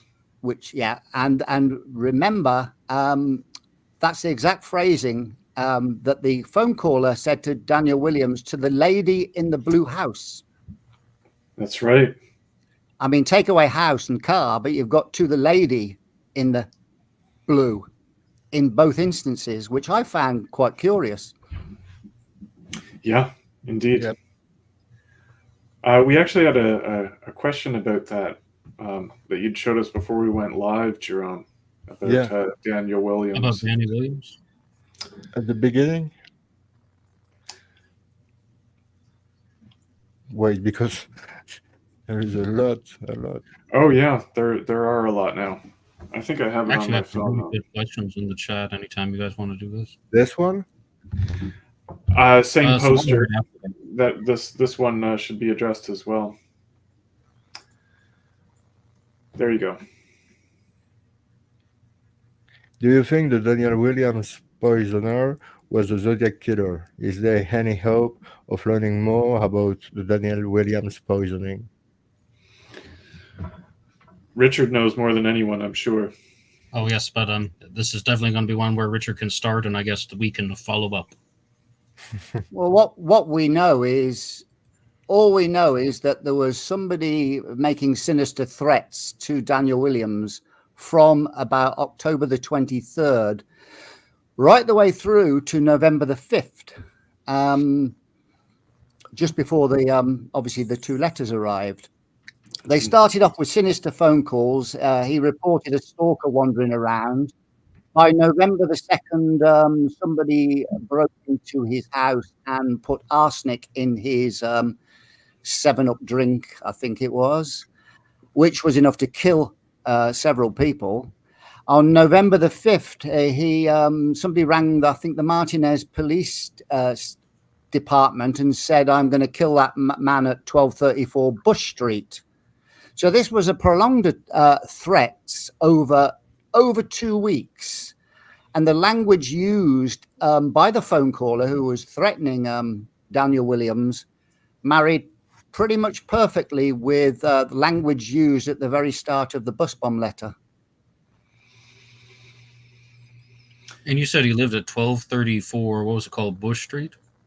Bush Street. Now, that's really interesting. I don't mean to be like somebody in the chat, but I was just recently talking about the Zodiac suspect Michael Zlackett, who lived in San Bernardino, who was really a suspect for writing the Bates Had to Die letters, but his nickname was Zodiac, the name that he gave himself, and people started mocking him by calling him Big Bad Zod. Allegedly, it could be somebody else, but he lived at 1234 West 26th Street, and that was one of the documents that I shared.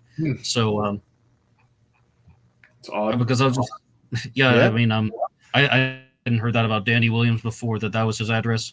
So it's like 1234 is 1234, right? And so that's of course, right. when I saw that on Michael Zlackett's, the document that was shared, I was like, 1234. Would you look at that? And then could be just another mathematical coincidence, synchronicity, right? Yeah, but it's hard. Yeah, and we had he rang. He rang over the phone. He said the police won't catch me. Sort of, that was his attitude. They'll never catch me because I've been too smart for them. And at the start of the bus bomb letter, he says the police shall never catch me because I've been too clever for them. So either the Zodiac Killer was parroting what he'd read, or it was the same person continuing the threat on school children, school buses, anything to do with schools. That's why I found it interesting, because he was a school teacher. And this was in line and in keeping with what he'd done over the previous month. I think that if the calls didn't begin the day after the Dunbar caller, and he wasn't weeping over the phone like the Dunbar caller, that I would give it more credence. It seems beyond risky for the real Zodiac to call this guy like 10 days in a row and then break into his house. But who's to say what level of crazy Zodiac was? But if he was, if this was a hoaxer, this is a very prolonged hoaxer that's done it for over 2 weeks. A murderous hoaxer, as you said. Absolutely. And the person had intentions to kill. This wasn't a hoaxer just hoaxing letters. This was somebody who put poison into his drink, arsenic. So there was malicious intention behind this attempted murder. And you'd have to assume the person who broke into the house and put the arsenic in the drink was the same person who was making the malicious phone calls. Absolutely. I think we should it would obviously, you'd want to look into the life of Daniel Williams. He's a teacher. Who knows? And that's what ages did he teach? He worked at Silesian High School.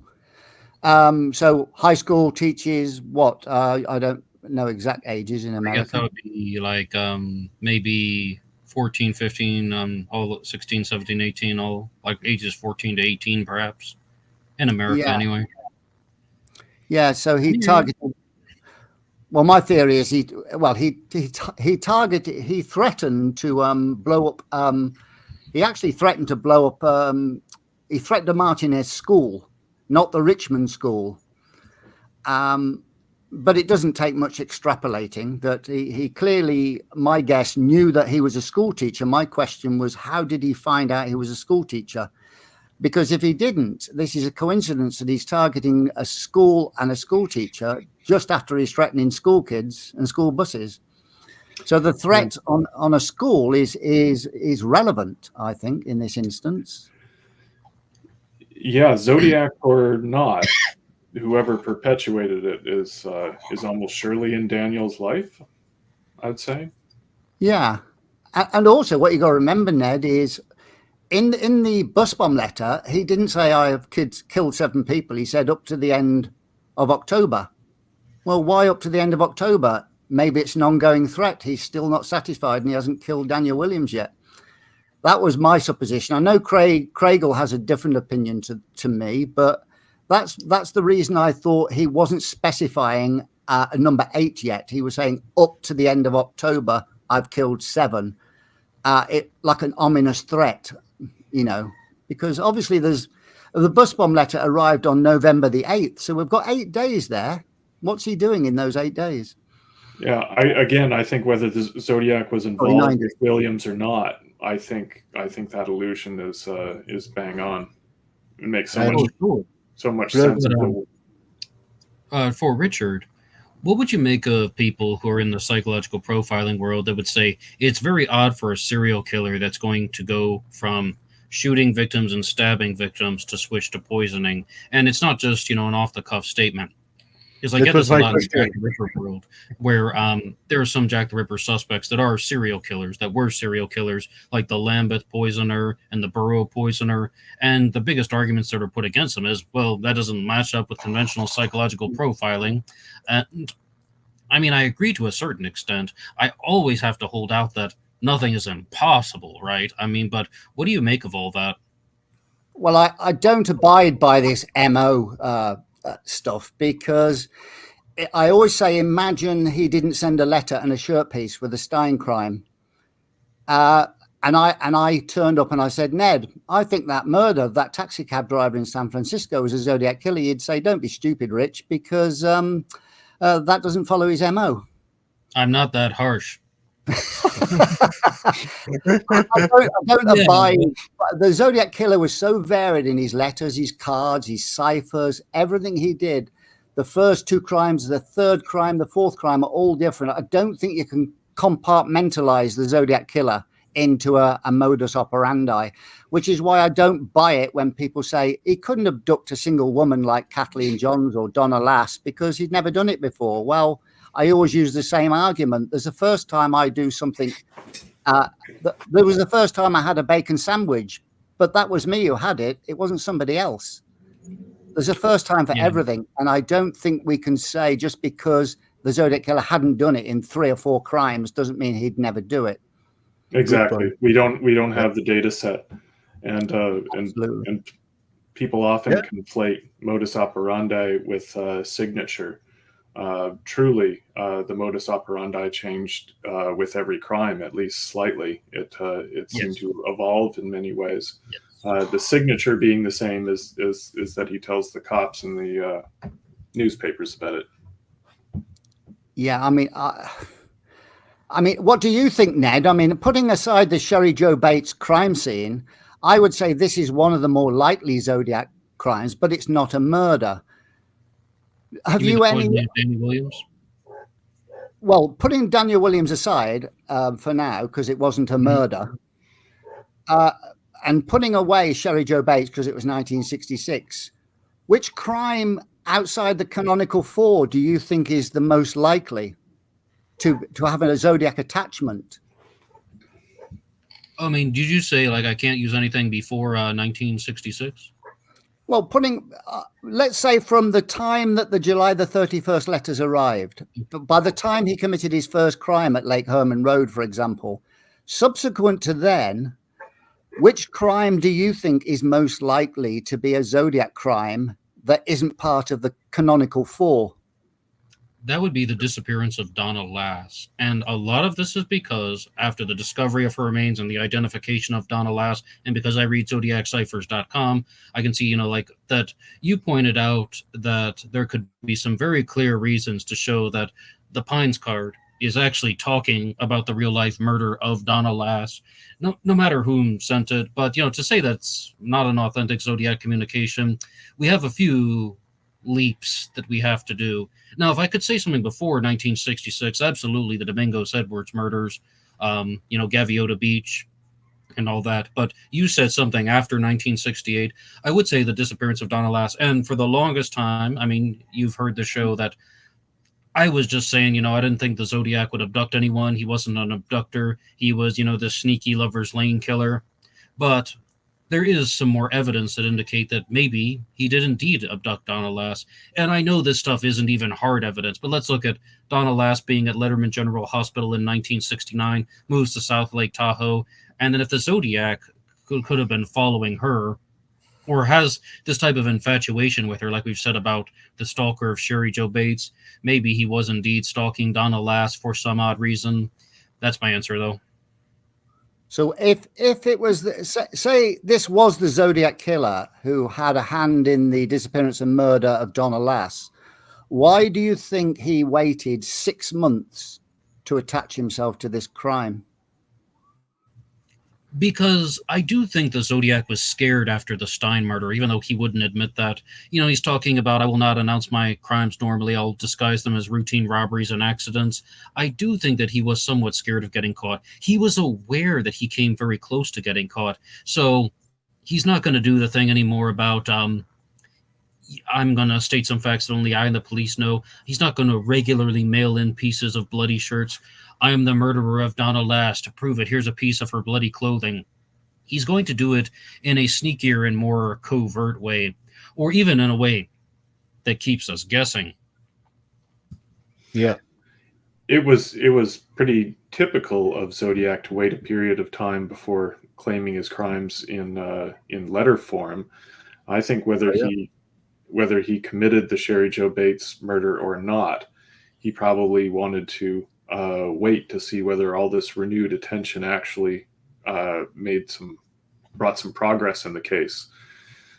Whether if he didn't do it, he'd want to make sure that it wasn't going to be resolved shortly, and if he did do it, he probably wanted to figure out what they were going to learn additionally about the crime. I mean, he didn't admit it straight away, so it's possible. And I think we all probably believe that the killer did live in Riverside. So if that killer was Zodiac, then maybe there's some evidence there to link to him. So there is this gap of 6 months between the first attack and the second. So. And what relevance do you place on her remains being reported in the newspapers on December the 31st, 85 and January 1986, and then the freeway letter arriving in May 86 saying I've killed 100+ people all over California and probably Nevada, because I doubt it's Napa. Yes. But isn't that really strange that he's admitting for the first time a murder outside of the state of California, just after the newspaper released information of a body being found at a location he would have known if he was the killer? Yes, and just after Zodiac is released and brings the case more attention. Yeah. Well, yes, we had a very good question about the 86 letter in the chat. Maybe Jerome has it. And somebody was talking about the reported confession or just the accusations that the 86 and 87 letters were written by a woman. Druzer, I think you may have responded to that one. And let's see. Almost got it. Almost got it. It's from Samson Reed, who says, "Who is the female hoaxer that Tom Voigt says did the 86 and 87 letters? Why is nothing known about her? And wouldn't she have been in the media for being charged with threats in those letters?" Well, yes, not only threats, but also obstruction of justice. And I mean, just because Richard is, of course, taking a very, very different stance. And I think Druzer, you were the one who responded that said, or someone said that the accusation is that they were hoaxed by Pam Huckabee. I think that those are all accusations. I don't firstly believe that it's ever been confirmed that the 86 and 87 letters were hoaxed by a woman. I think that's something that goes around online. Somebody did contact me and ask me if it was Sandy Betts who hoaxed them. And I just decided to ask Sandy Betts myself, "Hey, did you hoax the 86 and 87 letters?" And she said, "Oh my God, no." So, take that for what you will. Wow. But like, I just Well, so I you're can saying answer about the that. 6 month. Do you want to go, Drew? Well, something that often gets missed is that there was two letters sent in 1987 days apart, and those are the ones that they suspect that Darlene's sister may have sent. And why they wouldn't have charged her is obviously she has a troubled past. And Drew knows my position of the similarity between the 87 envelope to the Vallejo Times Herald and the July the 31st letter to the Vallejo Times Herald. And there's no way, in my opinion, Pam Huckabee or any other person would have had access to that letter, because it was actually in the home of an investigator at that point, wasn't it? So wasn't even mentioned in the DNA charts because it wasn't even available. So even if it was held in evidence, because I think they were written by the same person, that means Pam Huckabee would have to be able to wander into some evidence room and start noting things down, which is nonsense. So it just depends whether you think the envelopes match. Even though I'm not 100% convinced, that is one of the most fascinating claims that you have ever made when you showed the similarities between the 69 envelope and the 87 envelope, just about, the similarities, right? And you're like, how on earth could this be somebody else? It's definitely a convincing argument about those similarities. And I just wanted to bring this one up because even though there's this accusation out there that a woman hoaxed the 86 and 87 letters, I do not think it has been substantiated at all.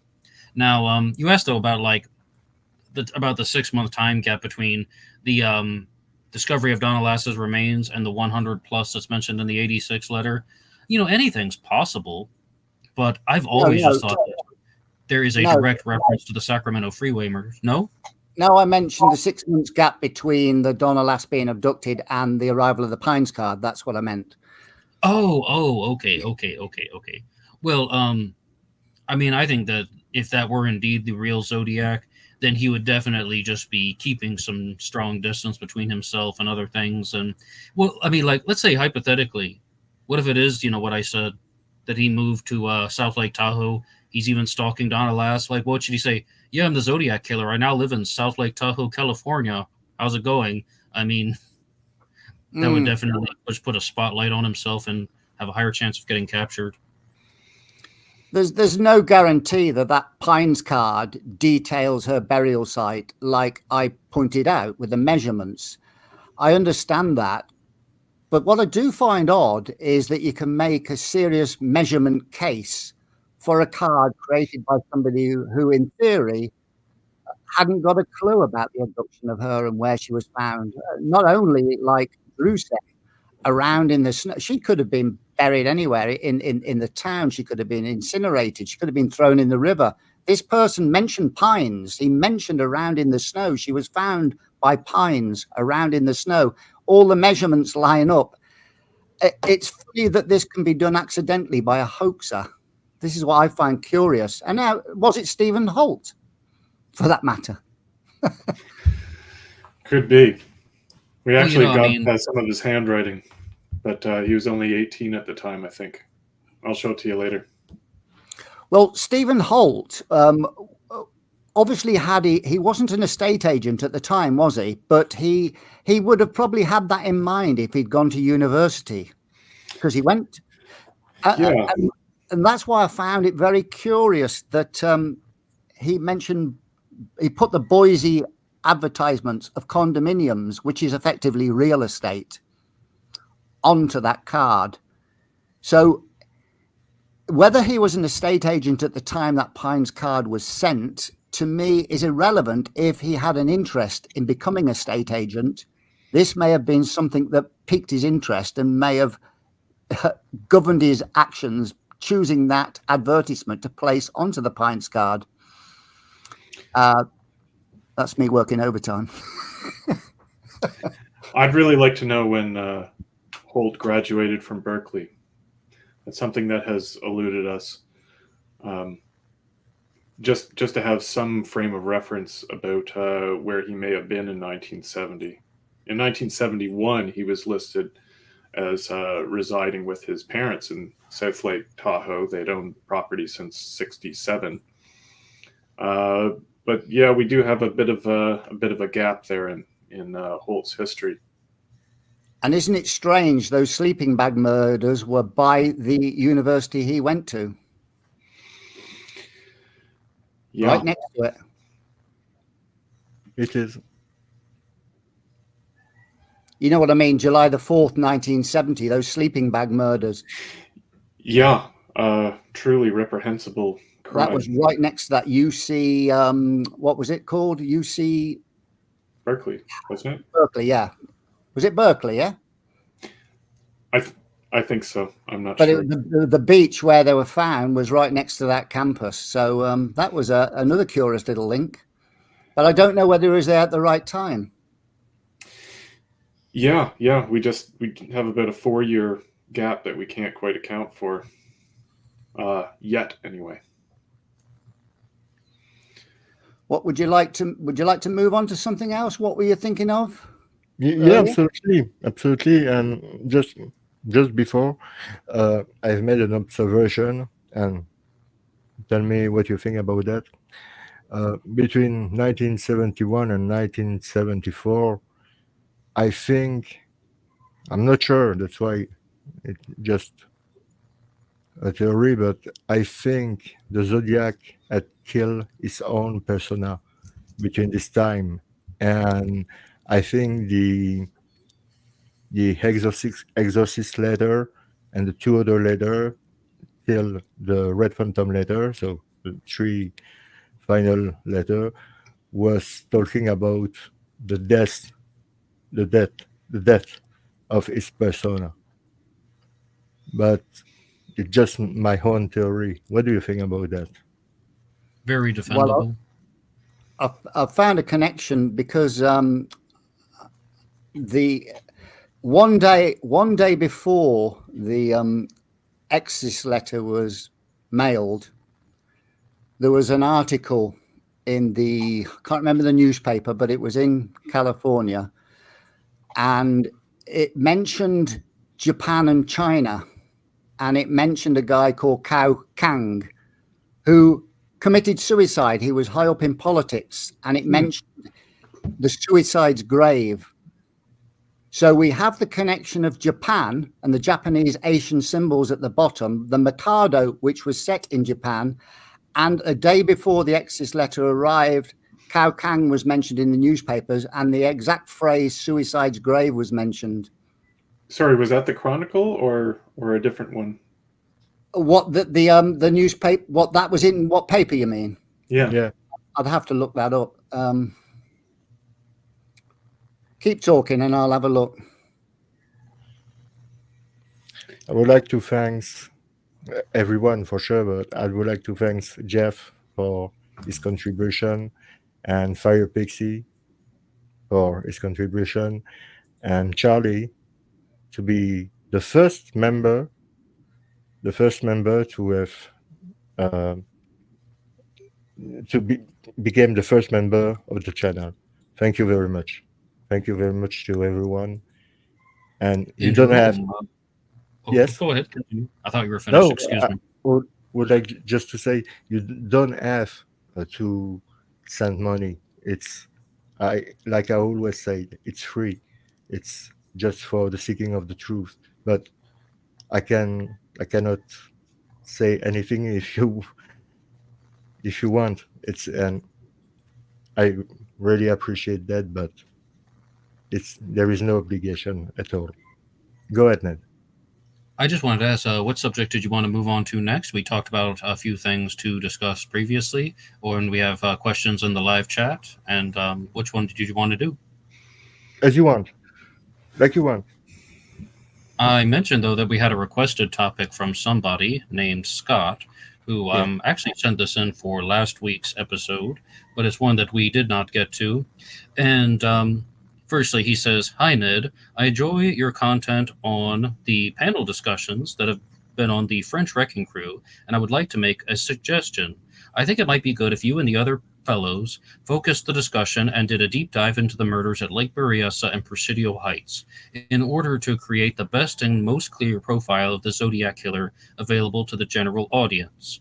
I realize at first glance this might seem obvious, but in my experience of viewing a lot of Zodiac programming, I find the discussions consistently veer off into fruitless tangents and speculations, often getting lost in the weeds.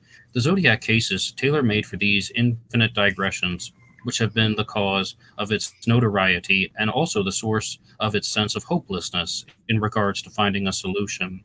There is so much to talk about. At Lake Berryessa and Presidio Heights, however, we know that the guy in the mask and the guy in the taxi is the Zodiac Killer." So, I guess what he's asking is, like, can we create, like, a very clear profile of the murderer who committed the Presidio Heights and Lake Berryessa stabbing? Druzer's shaking his head no already. Nope. I've been at it 10 years. Tom Voigt's been at it 20 years. But No one has can really be confident in their profile of the Zodiac Killer. I don't think. I can make some educated guesses, but I thought you guys would be all over this because it sounds like Jerome is, so we can turn this to Jerome. Yeah, I was asking this question to Ned the other time. I've read John Douglas saying, if you want to understand the killer, you need to put yourself in his shoes to really understand him. But Ned was not agree with that because he was telling me you cannot do that because you can think like him and you cannot think like a psycho if you are not a psycho yourself. But I see We're what not John the same Douglas. type of psycho. Yeah, same type. Thank you. Yeah, but I see the point where John Douglas wants to came, and I understand his point of view because that's true that you need to put you in situation and trying to put in you in the shoes of the killer, but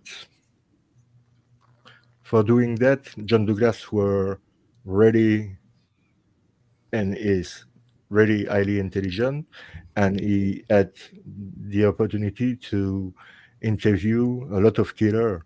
So it was not the same that what we do here.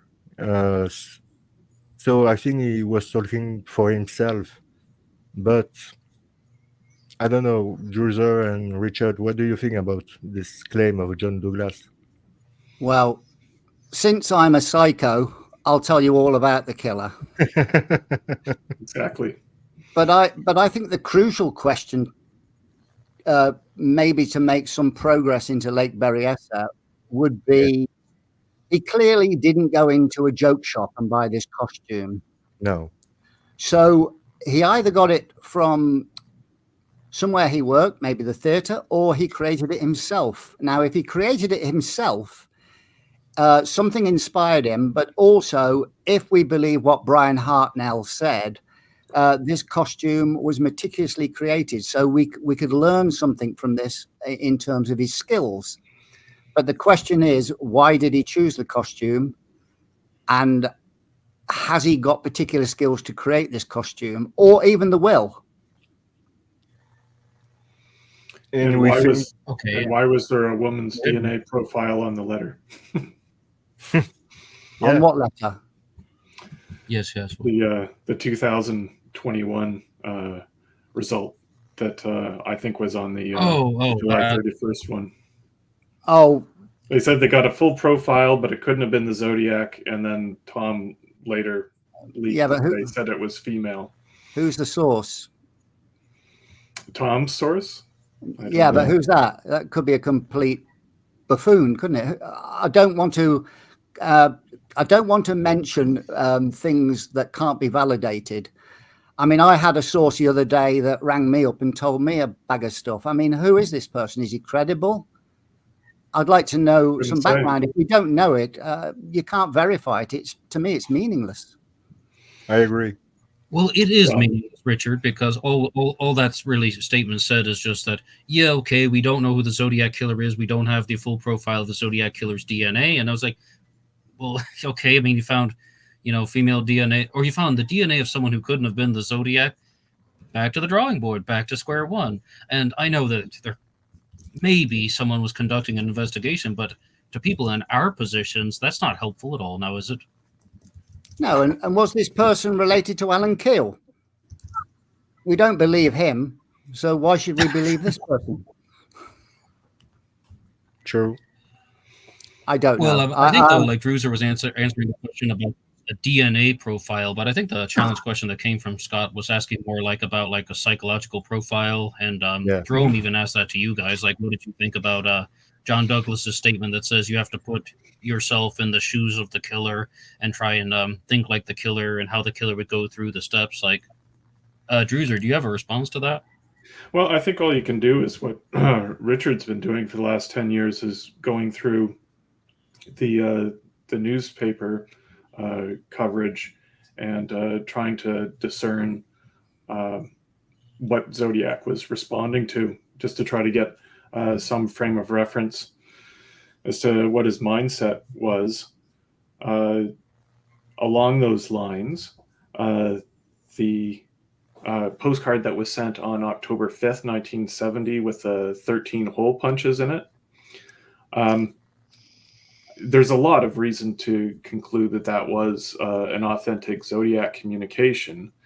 And if so, the sources that he used to create that card, it was comprised of newspaper clippings from multiple newspapers, and that it may have all been created on the same day, October 5th, when unusually a newspaper in Florida had coverage that it seems like he's this one right here.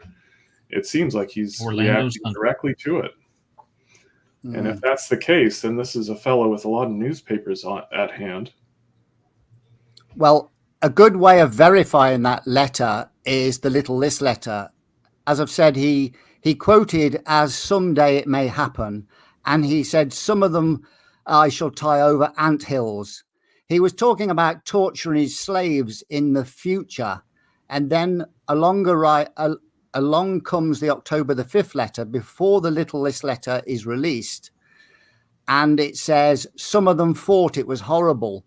So now he's using the word some in the past tense, as though he's answering his own letter from, the little list letter saying, some I shall tie over anthills. Someday it may happen. I'm going to tie them here. I'm going to feed them salt beef. And then obviously the October the 5th letter says, some of them thought it was horrible. Now he's reflecting on the fact he's tortured his victims. So I think this is a remarkable fluke if it wasn't the same person. Yep. Is that fair enough? Yes. Absolutely. Yeah. But I noticed the Adams card was mentioned earlier. If you believe the October the 5th letter, do you believe the Adams card? I don't. Why not? The tone, Richard. It's the. I don't know. It is. I certainly hope that they looked into this psychiatrist suspect. We don't know enough about it. I think it was a little strange that for Zodiac to take clippings of the last letter he'd sent to add to it and change his own phrasing with regard to the making his next victims be accidents. It's possible, but without knowing more about Dr. Adams and his suspect, it's hard to say. Do you find it? Oh, just quick. Did you find it curious that he wrote, "Adams, you are next," and there was that murder of Barbara Bates Keenan, right close to where he lived just a few months earlier, and bearing in mind he would have known that Edward Adams would have known about this murder right in his own neighborhood. Maybe "you are next," Adams, you are next, maybe sort of an ominous threat, knowing there was a murder very close by. Absolutely. I don't know anything about that, but that certainly seems relevant. Yeah, I don't know how far it was, but it was extremely close to his residence in Orinda. I'm trying to get probably half a mile or a mile away. So he would have known about this murder just a few months earlier. And so it was surprising that he picked this guy out of thin air, seemingly. Maybe there was a reason for it. Yeah. And back to the 13 card, two items that are relevant for discussion is this was the first time that the phrase crack proof was used, and it was the first time that hole punch was used. So one doesn't necessarily confirm the other, but if the 13 card was a hoax and the Pines card and the LA Times card are legitimate, then Zodiac is taking the words and techniques of a hoaxer and adapting them, which seems unlikely to me. Do you think that's possible, bearing in mind he may have took the actions of a hoaxer in terms of Kathleen Johns? Well, that's true. That's true. We can't really put it past Zodiac. It seems clear that not all of the victims that he claimed were his own. Yeah. Mm. And also, we've mentioned before, I don't know what you think, Ned or Jerome, why didn't he up his victim count if he was responsible for Donna Lass?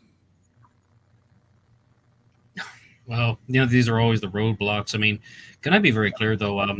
I do think the Zodiac took the words of a hoaxer and used it in his letter for Kathleen Johns. I do not think the Zodiac was taking the words of a hoaxer and incorporating them into letters post 13 hole punch card. A better way of phrasing that is, I think the 13 hole punch card is authentic. And I mean, I think most people have accepted that the 13 hole punch card is authentic. And this is one of the things where people got to go over and see the full presentation on zodiacciphers.com, like that stuff we were saying at the beginning, because, Richard really found like some very, very strong possible sources for these things, like even the comic strip that might have been cut out that had the exact phrasing and then one word could have been distorted. But I mean, this is just identical things that came from the newspapers. And even in one of those other psychological profiles that someone created about the Zodiac, saying that they just said the Zodiac was an avid reader of newspapers. Oh, it was in Michael Cole's Zodiac Revisited, when he's just saying that, very clearly it seems like the Zodiac is closely following the news. I think the Zodiac was just a heavy reader, period. And to answer the stuff from Scott about like making the profile of the Berryessa Stein murderer, I would really direct everybody to the Soleil Productions graphic novel that I've been talking about on Zodiac Monday recently. Serial Killer series #1, the Zodiac Killer, that has some illustrations of this, and they show the Zodiac getting ready for Lake Berryessa, like cleaning his knife even though it's not dirty, just saying, I want to feel the cold steel. And he's just in this room that's surrounded with pictures and newspapers and books and comic books and a sewing machine, mind you. So it's like some guy who's almost a recluse, it seems like, who has built this comfort room, but he is escalating his physical violence because he had all the weapons laid out for him on his desk, and different firearms, the knife, the pre-cut lengths of rope. I think that was a very interesting way to profile and characterize the Zodiac. Yeah, I think there's a few things that you can say regarding profile. He's certainly a resourceful man. He knew a lot about police procedure, not to the level where he had to be trained, but certainly someone who's read a lot of magazines, newspapers, Right. Consumed a lot of Dragnet, no doubt. I'm not sure what else we can say though. Like I really can't evaluate whether he was a man of means at all. I think it's relevant that he never tried to use his platform to get any money or anything like that. Just the fact that he's spending all this time on such a weird, evil project sort of implies that making rent was not one of his main priorities. That wasn't, he had time to do it. His times of remaining silent are worth looking at. They sort of seem to match a school schedule. But I don't think he was a student. I don't think he was a teacher. I have no conclusions. Putting aside the eyewitnesses to the crimes, then, if you just look simply at the letters, can't you evaluate, or what do you evaluate from them in terms of the age of the killer? I think he was at least 35. But it seems like he's trying to adopt some language from the counterculture, somewhat awkwardly. Now, it's a very good question, Richard, because in the past I've estimated that the Zodiac was between 30 and 45, so I was in line with Druzer, but I was taking into account the witness descriptions, all of them. But you're saying, like, if we only look at the letters, I've said for a long time that I thought the tone of the letters seemed like somebody that was older than their mid-20s. And, I mean, it just seems like a more mature person is writing them when he's talking about recalling the facts and all that.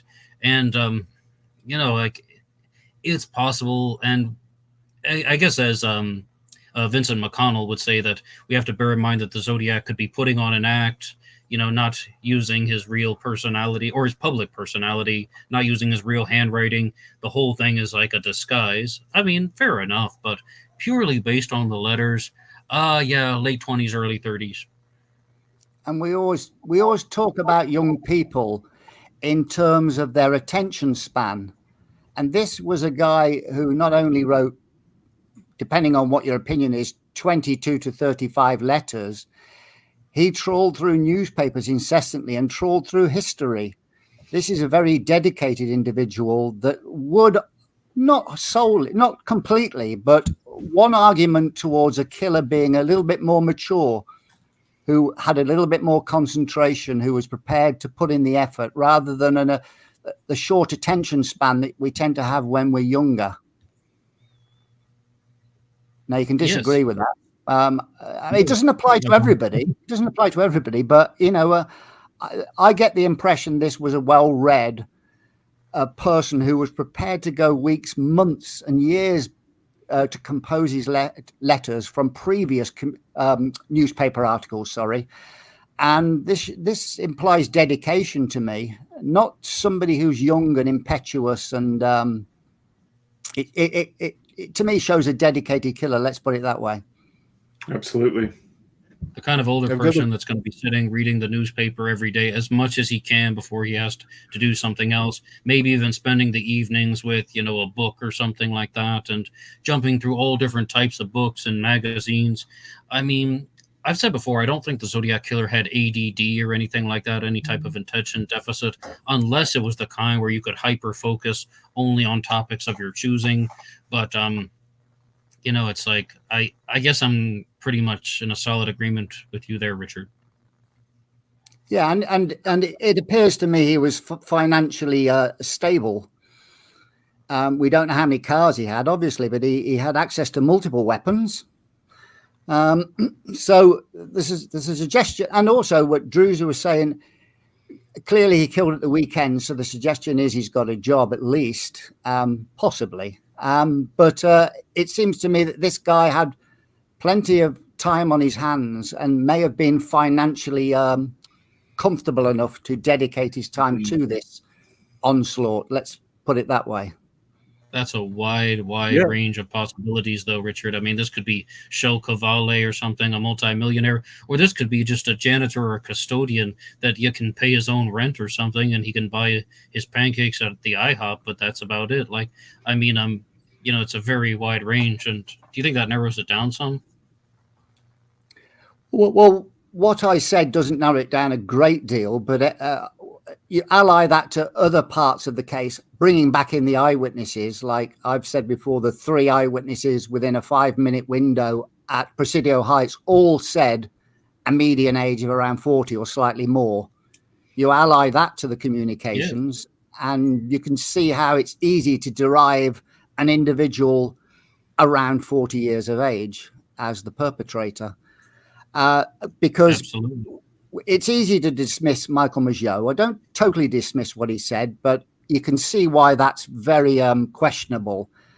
The Berryessa crime, nobody saw his face, and I'm not going with this voice recognition stuff.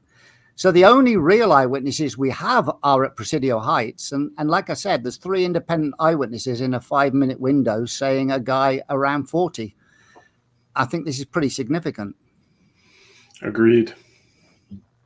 And I openly said, like, if I incorporate the letters and the eyewitness descriptions, I have to make a very big range with the age. And I said about 30 to 45 years old. And Richard, it's really interesting because a lot of people don't want to do that. They want to zone in on younger suspects under the age of 40. And some of it has to do with Robert Graysmith's influence with Arthur Lee Allen and that narrative. But a lot of it is perhaps they choose a Zodiac suspect who is younger and they start making the pieces fit. Richard Gaikowski was 33 years old. And then, we got suspects that are as young as 17. That's the youngest that I've ever encountered. Louis Myers and George Senda, 17 years old. Yeah. I do think I'm on your camp. It's important to distinguish the difference between a killer who was 40 and one who looked 40.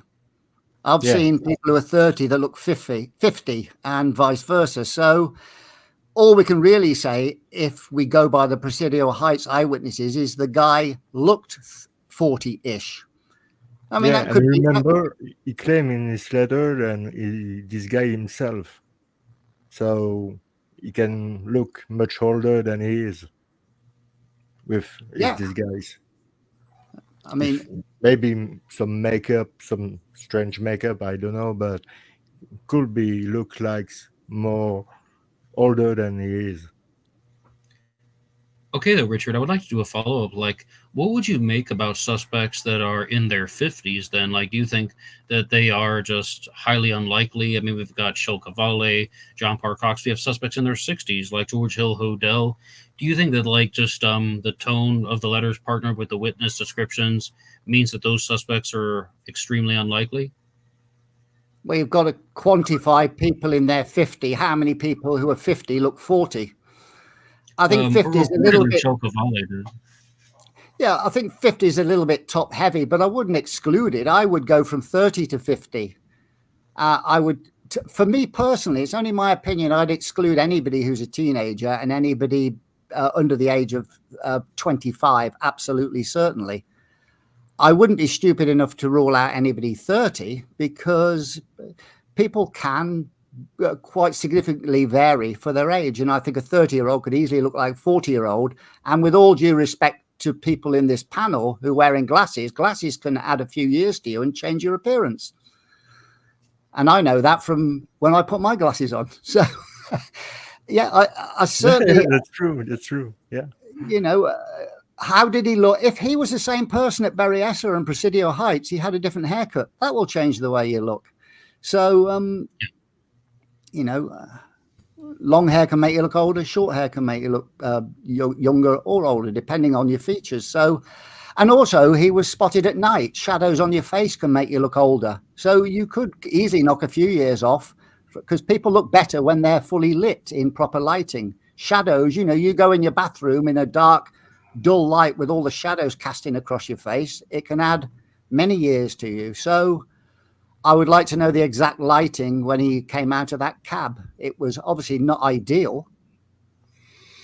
Okay, Richard, this is like good stuff. It's just, I guess I'm not as extreme to the point where I would eliminate any suspect under 25. And, you know, I've been critical about how I said I didn't think the Zodiac was 23 years old when I was talking about suspect McDuff, but that doesn't mean it's impossible. The teenagers, much more unlikely when we have suspects that are 17 and 18 years old.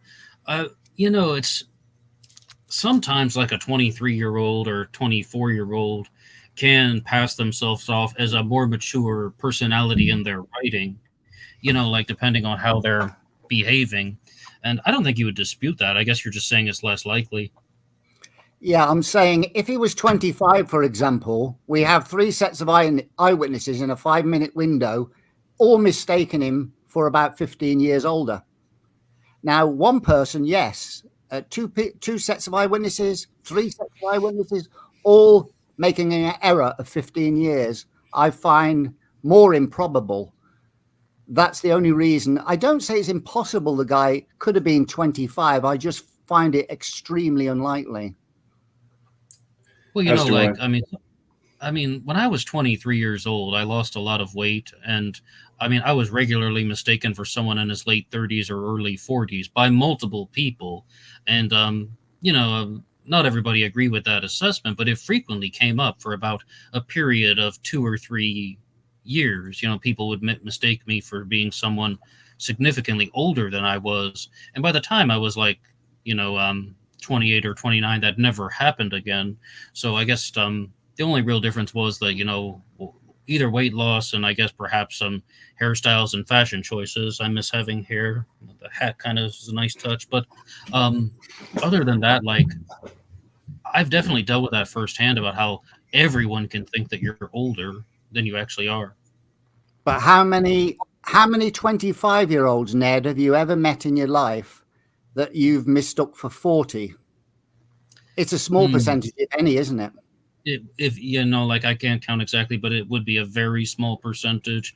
And yeah, you know, like I met a guy that was 31 once, and I was convinced he was 40 plus, and he told me he was 31. I'm like, really? You know, like, that's just like one time off the top of my head. That's the closest that I can think of.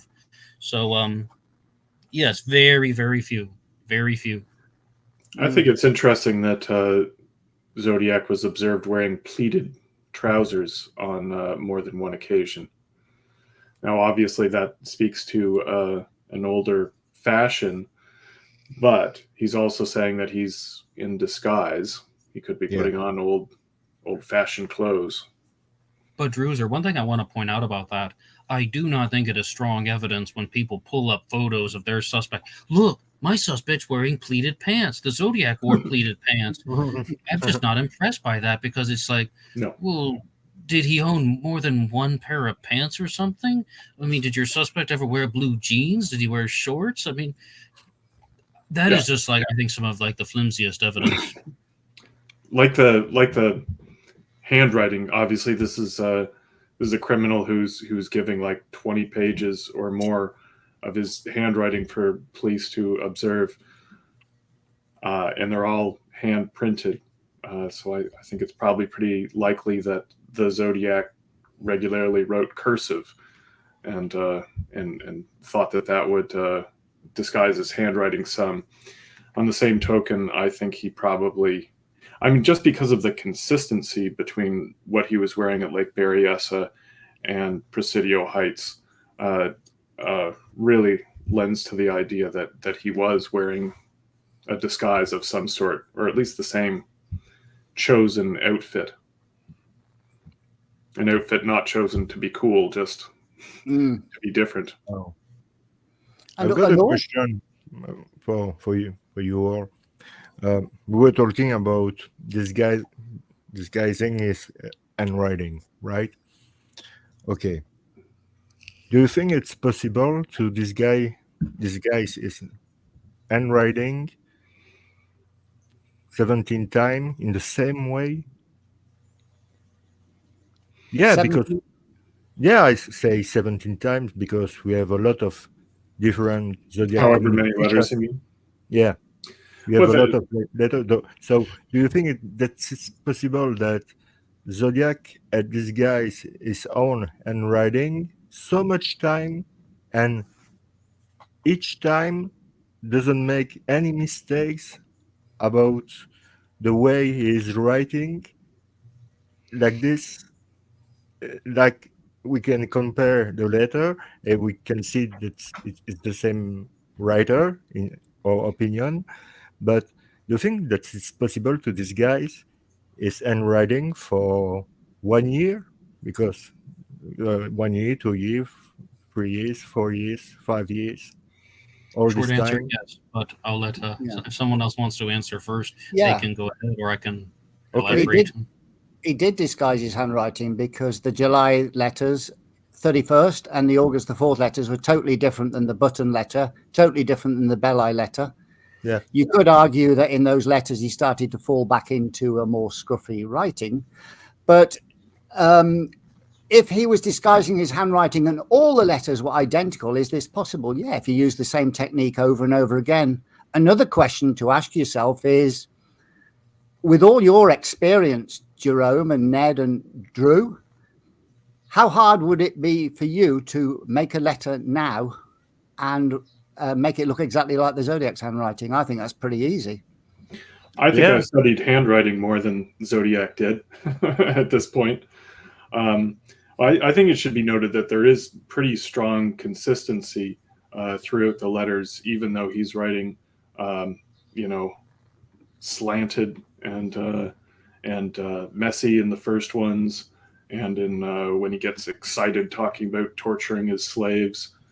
So there are differences throughout, but I think a lot of the stuff that the handwriting experts look for, the speed, the character design, the spacing, a lot of that actually does remain consistent. Do you think this places question marks over the concerned citizen card when he could have just easily continued writing in handwriting as opposed to typing? Why did he change to a typewriter if it was that easy for him just to keep writing in this same formulaic fashion? Why, if that was Zodiac, why do you think he changed to a typewriter? I don't think it was Zodiac, but if it was, then in that instance, he does not want to seem to be the Zodiac. If he did write the concerned citizen key, I don't think he wanted to announce that it was he who was doing it. In my opinion, he is killed his persona at the time. His persona, the Zodiac Killer, is dead. So in his handwriting is different. Oh, the persona is. I totally missed that. We're talking about August 1969, right? Okay, because I think you were talking about the letter after 74. No, I was talking about the first 4 letters. Okay, sorry. Oh no, well, like he says, the name citizen comes up pretty often in these letters and outliers. But what we're talking about is the concerned citizen typed message that came out before, or actually, I guess, a day or two after the 408 was solved. Yeah, August the 10th. Yeah. August. Okay, though, about this notion on how Jerome asked a very good question. Like, how is the Zodiac able to write in a disguised handwriting and not make mistakes? I would propose that the Zodiac did make mistakes because he crossed out words that he's trying to write, and then he reshapes them multiple times. And maybe you were talking about the Badlands card that maybe you don't think that's authentic, but that has something crossed out. And the Melvin Belli letter, which is most likely authentic, has things crossed out. And so the Zodiac did make mistakes. How about the 340 cipher even? And full credit to Kelly Marshall saying the 340 was not a dud because he crossed out a symbol and inserted the correct symbol. I mean, it seems like he had a reason for that, and it turns out it's not a dud. So the Zodiac did make mistakes, number one. Number two, the Zodiac's handwriting in the letters varies frequently, not just like the Melvin Belli letter is a one-off. That same handprinting is used in multiple places, on the Dragon card, on the Phillips 66 map. We have the sloppy handwriting that tilts to the right. We have the very neat handwriting of the three letters that I just mentioned, the Belli letter, the Dragon card, the Phillips 66 map, off the top of my head. We have the handwriting that's somewhere in between. So, I mean, the Zodiac appearance is firstly being inconsistent. That shows that he is altering his handwriting to a certain extent. But, like for a while, when I was about 14 or 15, I would, handwrite some essays, for school. And I found a way to make my writing neater because I'm an extremely sloppy writer. So I found, just a way to improve it a little bit. People can have ways of altering their writing, and it might not even be thought of as a disguise. It's just, this is another alternative way that I have to write. Like, I know how to write more than one way. So that's my long-winded answer. Well, I would give you a challenge, Ned. Go through all of his communications from July the 31st, 69 to 1978. Now, Drew knows what I'm going to say now. The only two letters, the Melvin Belli letter and the 78 letter, they're the only two times he ever neatly crossed out a word with a straight line. All the other communications, if you go beyond that and before, I'm not even sure he made that many mistakes, but when he did, he scrubbed it out, like blacked it out. They were the only two letters mentioning control. And if you think, if you look at the words he crossed out in the Melvin Belli letter and the 78 letter, both were neatly crossed out and both were crossed out one letter shy of completion, even though they were both spelt correctly. So that's a curious. Do you mean when he wrote the Badlands card, if he did indeed write that? Like, it's the words consternation, right? No, forget that, because that's not, I don't believe that any of those other letters in 74 are genuine anyway. But if you look at, he crossed out consternation. I can't remember how he crossed it out, but it's a partial word. Like, it says like const, and then he crosses it out and writes consternation. But go on. Yeah, but I don't think. Hang on, let me quickly get it up. Yes.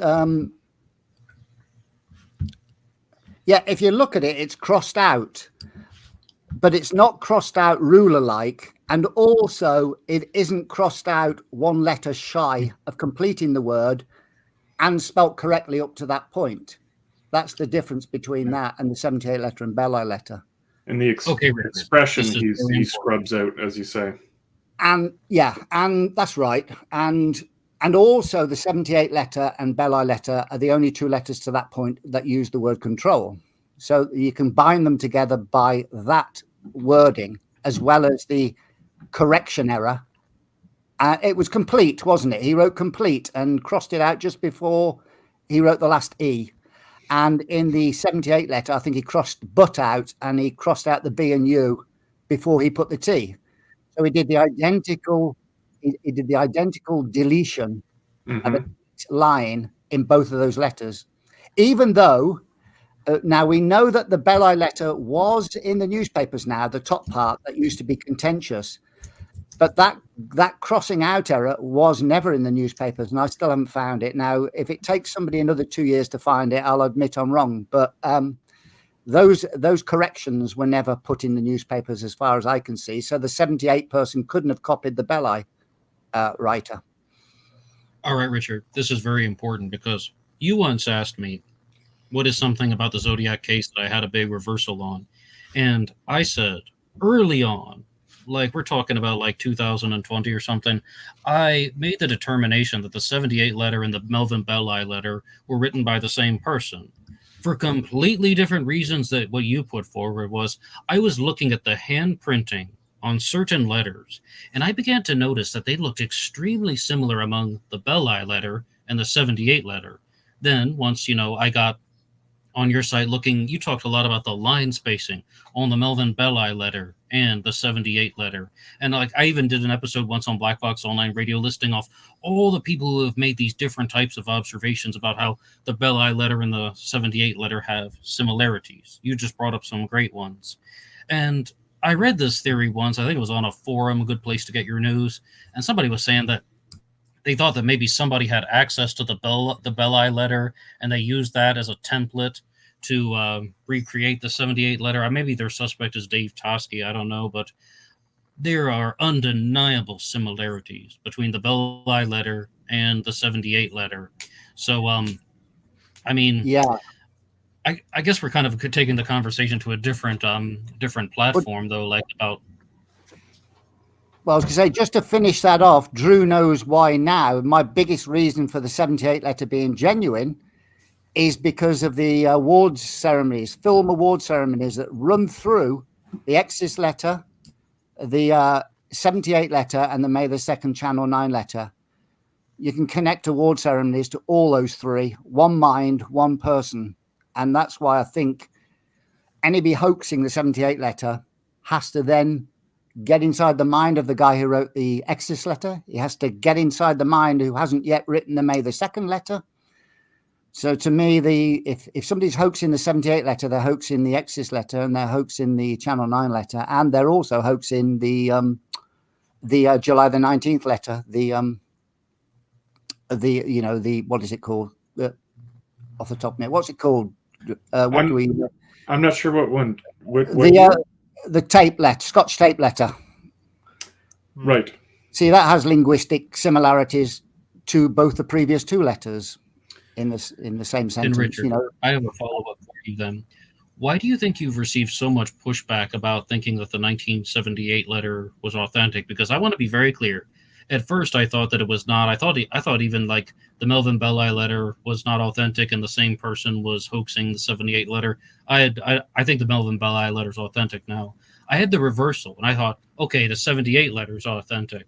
Now I'm a little bit down again. But I've never harshly criticized you for thinking that, because you have defendable claims. But why do you think you received so much pushback for saying that the 1978 letter is authentic? Why do people have such a problem with it? Well, I could ask it simply, but it might sound a little bit wrong, in the sense that I've spent, I don't know, hundreds, if not 1,000 hours looking at these letters. And I go back to what I said last week. All I ask of anybody is examine every single reason somebody gives for why the 78 letter is genuine. So I would ask, say, Drew, give me the 20 reasons that I give for the 78 letter being genuine. Every article I've ever written on showing why it's genuine. And if you don't know the answer, or you're not interested in finding out a person, an adversary with a different opinion to yours, then you're not on very steady ground. You've got to know all the reasons counter to your own beliefs. And that means reading the opponent's opinions. So I would say to anybody, just from me personally, give me the 20 reasons why I think the 78 letter is genuine. And then if you know them all and then still dismiss them, then that's absolutely fine. But without knowing them, the only thing you know is your own position. Yeah, I think so many people in the case are just playing catch up, and they're reading summaries, and they're putting a lot of stock in opinions of people who have looked at them for 20 years, like Tom, like obviously law enforcement itself, and they just want the easy answer. If the police are saying it's fake, then it probably is, and they move on. And it's not until, as Richard says, you really put in the hours and consider a million pros and cons that you can really put together a fair assessment. I could probably give you 10 reasons on either side and still not be certain. Yeah. And I should also point out that some people use superficial techniques like me, and I was wrong to do so, just by looking at it, saying, because, that's what I did. That's what I did. You look at the Melvin Belli letter, it's like, no, that's not the same handwriting. And a lot of people have this experience. And I should point out that Thomas Horan has never backed down from that, still saying that the Melvin Belli letter was not written by the same person. Ultimately, I had to make the realization, all right, I said something that was crazy. I had to take a step back and just say, yes, okay, I think the Melvin Belli letter is authentic, not only because it contained the piece of Paul Stein's shirt. In fact, that wasn't even so much a factor. It was more about how the consistencies in Zodiac handwriting. And, just looking at the handprinting and just thinking that this doesn't look the same, therefore it's not authentic. Not the best analysis. If I said to you two, Druzer and Ned, and I said, you two are of, say, equal intelligence, and you know that the person you're addressing is an intelligent. No, but I know you. You know when you speak to people and you meet people, you know they are of a fairly significant or good intelligence. They're not complete idiots. They're not fruitcakes, right? So I respect both of you and Jerome, right? And if I come to you two, and Druzer has spent 1,000 hours looking at a letter, and you've said, well, Rich, I've just looked at it and I've decided it doesn't look like Zodiac. Who am I going to put my trust in? The person that spent 1,000 hours looking at this, or am I going to spend the person who just looks at it for 30 seconds or a few hours or no time at all? I'm going to put my belief in. It's like getting an electrician to your house. I'm going to put somebody with 30 years experience into my house, or somebody who's done it for 4 hours on YouTube. I'm going to put more trust in the person who's put more effort into that subject, all things being equal. Now, if people read what I say and think that guy's a complete loon and an idiot and a halfwit, then they shouldn't believe anything I say. That's what I would say. And to be clear, Richard, we don't think that about you. You just, we've brought this stuff up on the panel before about the criticisms that you have received. But yes, I would just add one thing though. Sometimes we encounter highly intelligent people, very well-educated people, members of law enforcement even, and they do make some claims that are pretty far out and hard to defend. And, like they can even be at like the doctorate level or something, or they can be a member of law enforcement for 20 years. And their Zodiac theory is, just pretty far out there. Yeah, they're usually groundless claims, though, aren't they? If you think of like Cameron and his ridiculous claims that that he killed 400 people over 100 years, then that goes against the credibility of that person. I think as long as you present an argument that's got some grounding behind it. For example, if I use the Academy Awards, the award film ceremonies, I can prove it. I can show the timing of the letters and the wording said. So I'm trying to give some basis to the reasoning behind it, rather than saying, oh, yeah, Teresa Halbach was killed by the Zodiac Killer, who also killed John Benet Ramsey, and I'm just going to make up a load of stories. We should point out that with John Cameron, the guy who says that Edward Wayne Edwards murdered, as you said, hundreds and hundreds of people, I mean, his basis, as you said, is not grounded because it's all just mental conjecture on his part. And he openly admits it.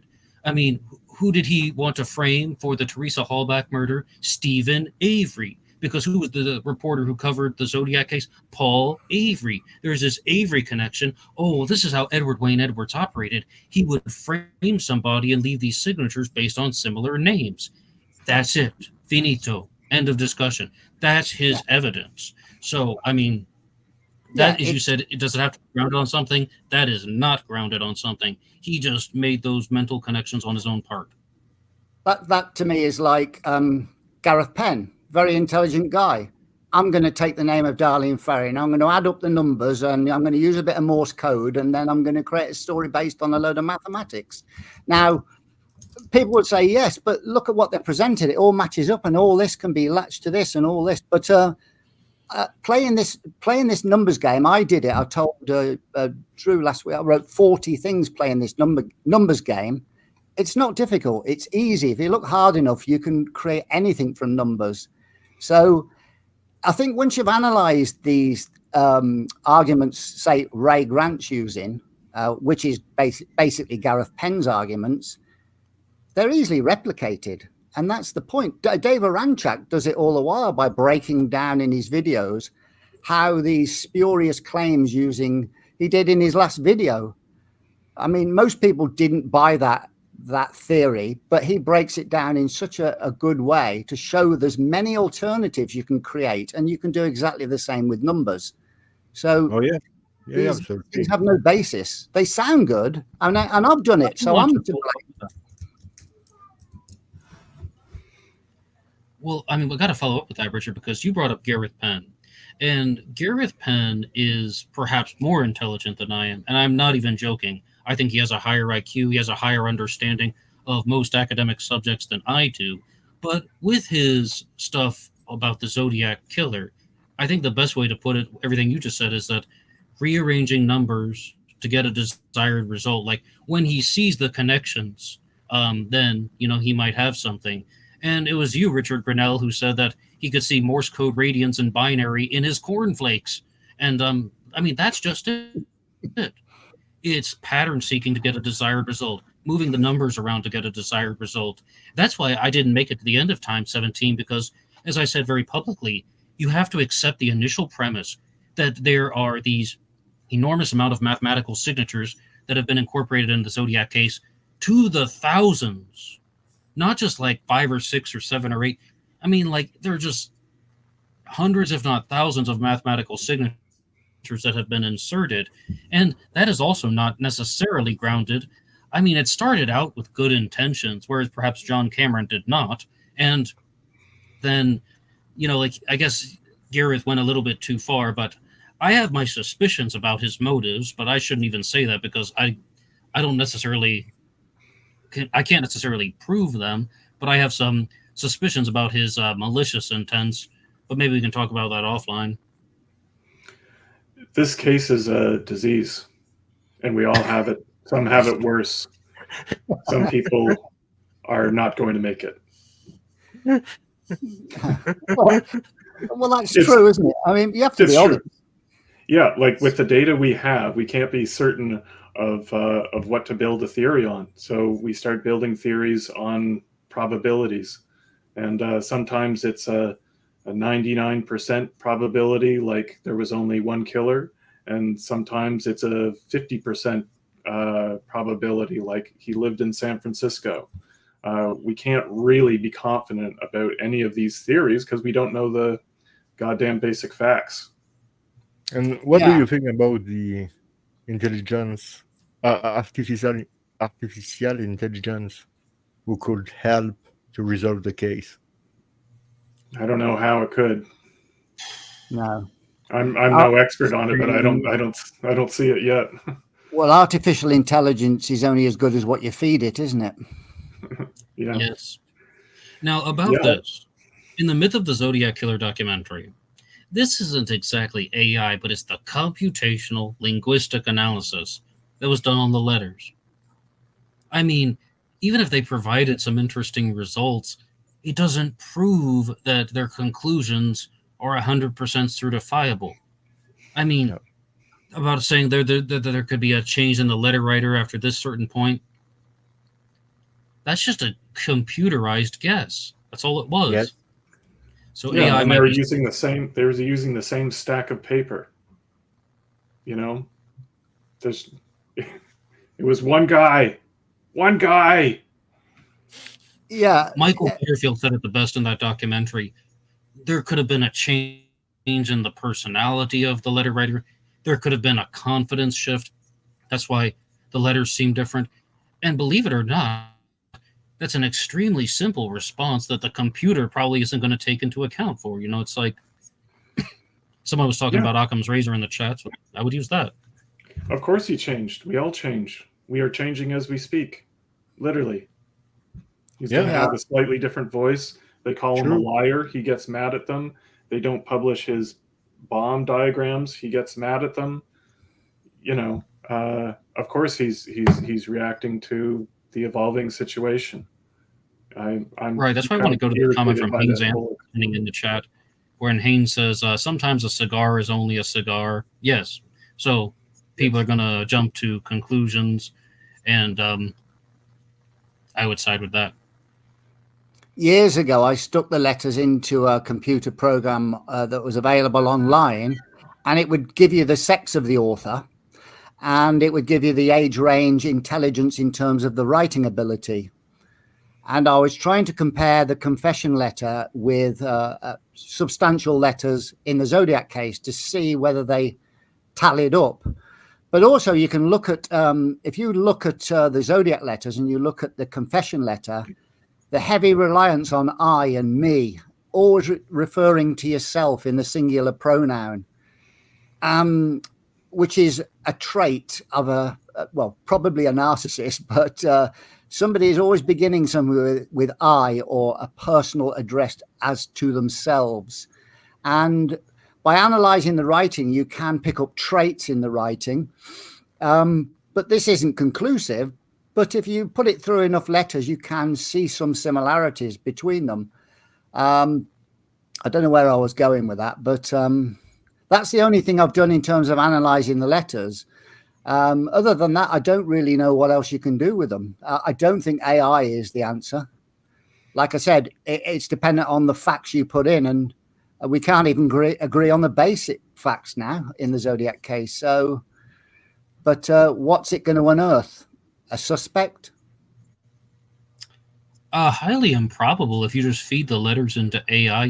Like you said, you'd have to have something else that you were feeding the AI to compare. I mean, like, if you had like 20 letters from somebody else, I mean, maybe you could compare and contrast, but just the letters themselves.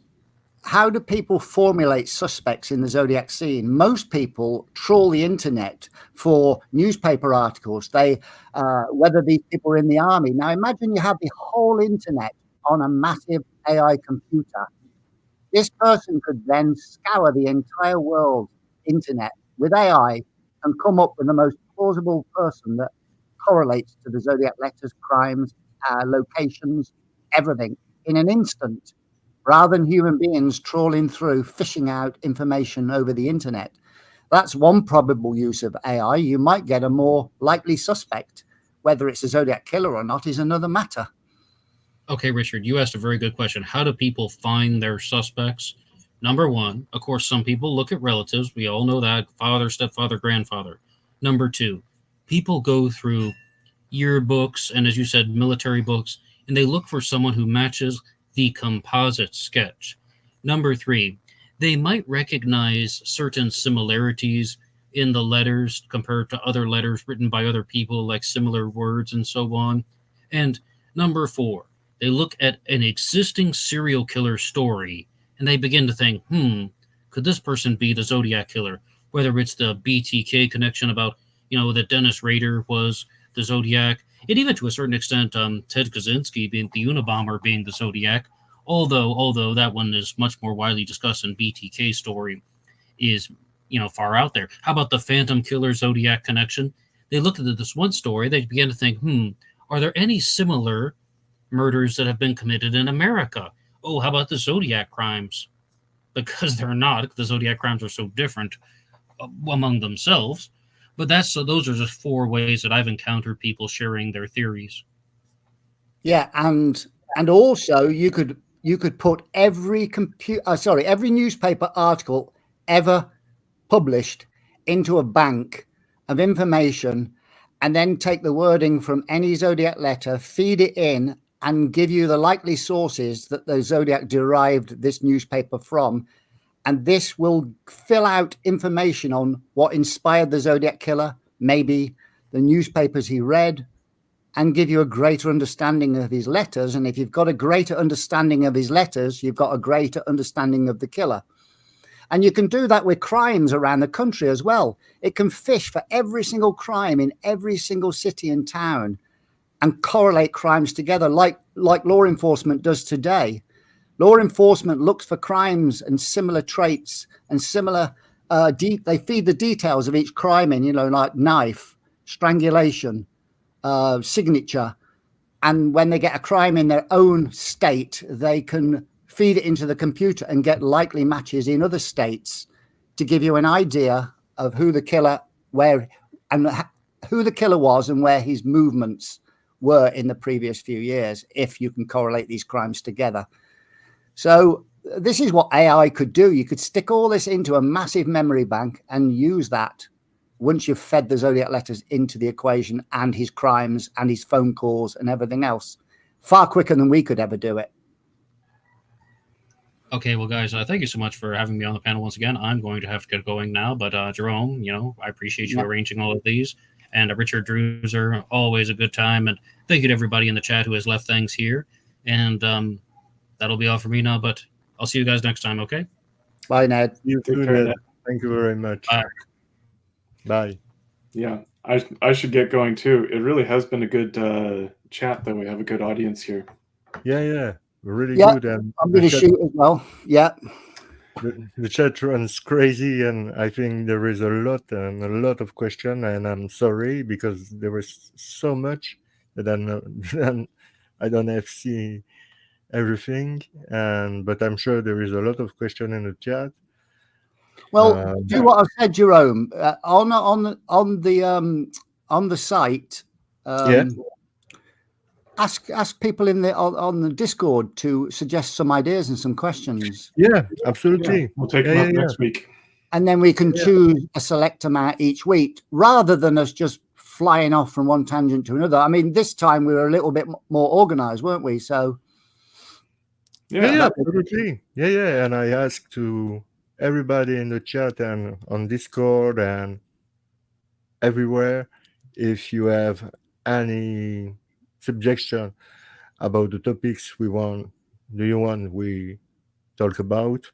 Go ahead, go in the comment section and give us your ideas, and same on Discord and same on Facebook on the French Wrecking Crew group, and like this we can construct some, like you say, so a much better construction of the questioning and well, people know what we've already covered, and they don't want us to cover it again, so they can suggest some new ideas rather than us going over the same old ground, or having the danger of going over the same old ground. So yeah, that's a good idea. I think let people dictate what they want to hear.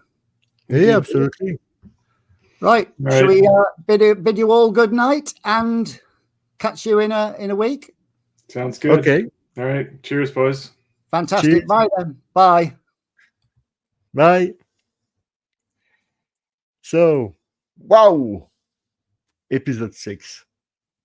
I thought we have started this episode, I don't know, 2 weeks ago. And no, oh my God, episode 6, and next Monday, episode 7.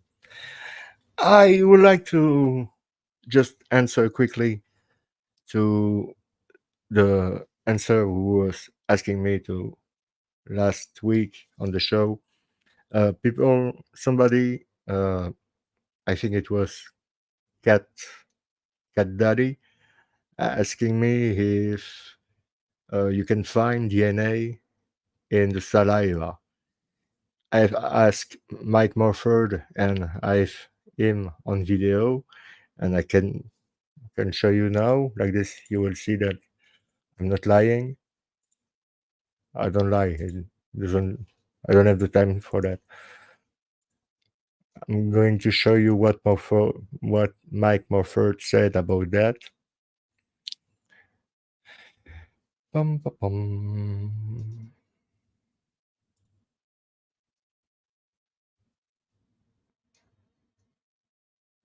Where are you, Mike?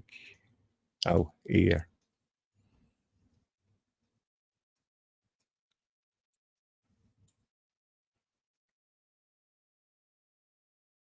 Okay, I'm going to share with you what I'm talking about.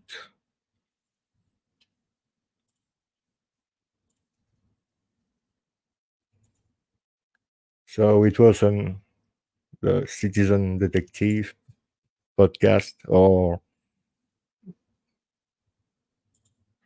YouTube channel. I've asked. Think of people that position themselves and I sell scuba gear. I just love the way it sounds. The French wrecking crew here has a question. Yeah. Could you find DNA in saliva? Yes.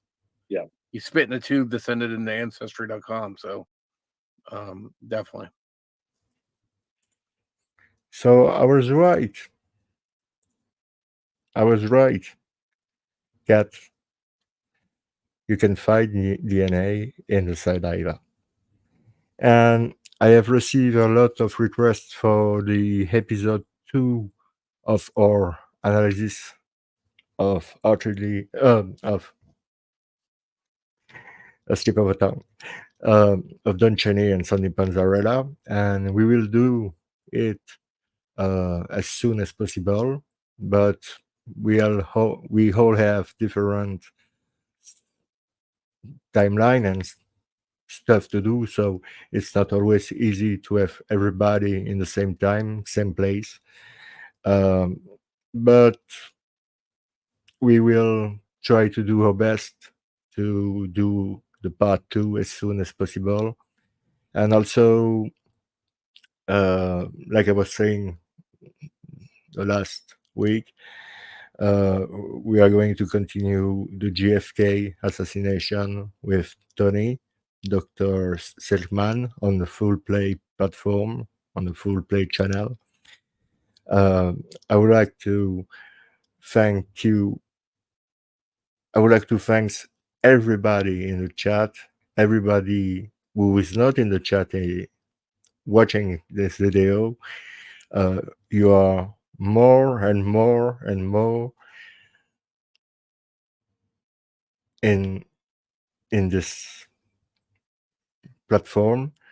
I think we will have 1,200 subscribers. It's wow. I never thought about that. I was thinking to stay at 200 subscribers, and it was good for me. There was no problem with that. And I see the channel grows up and grows up and grows up, and it's amazing, really.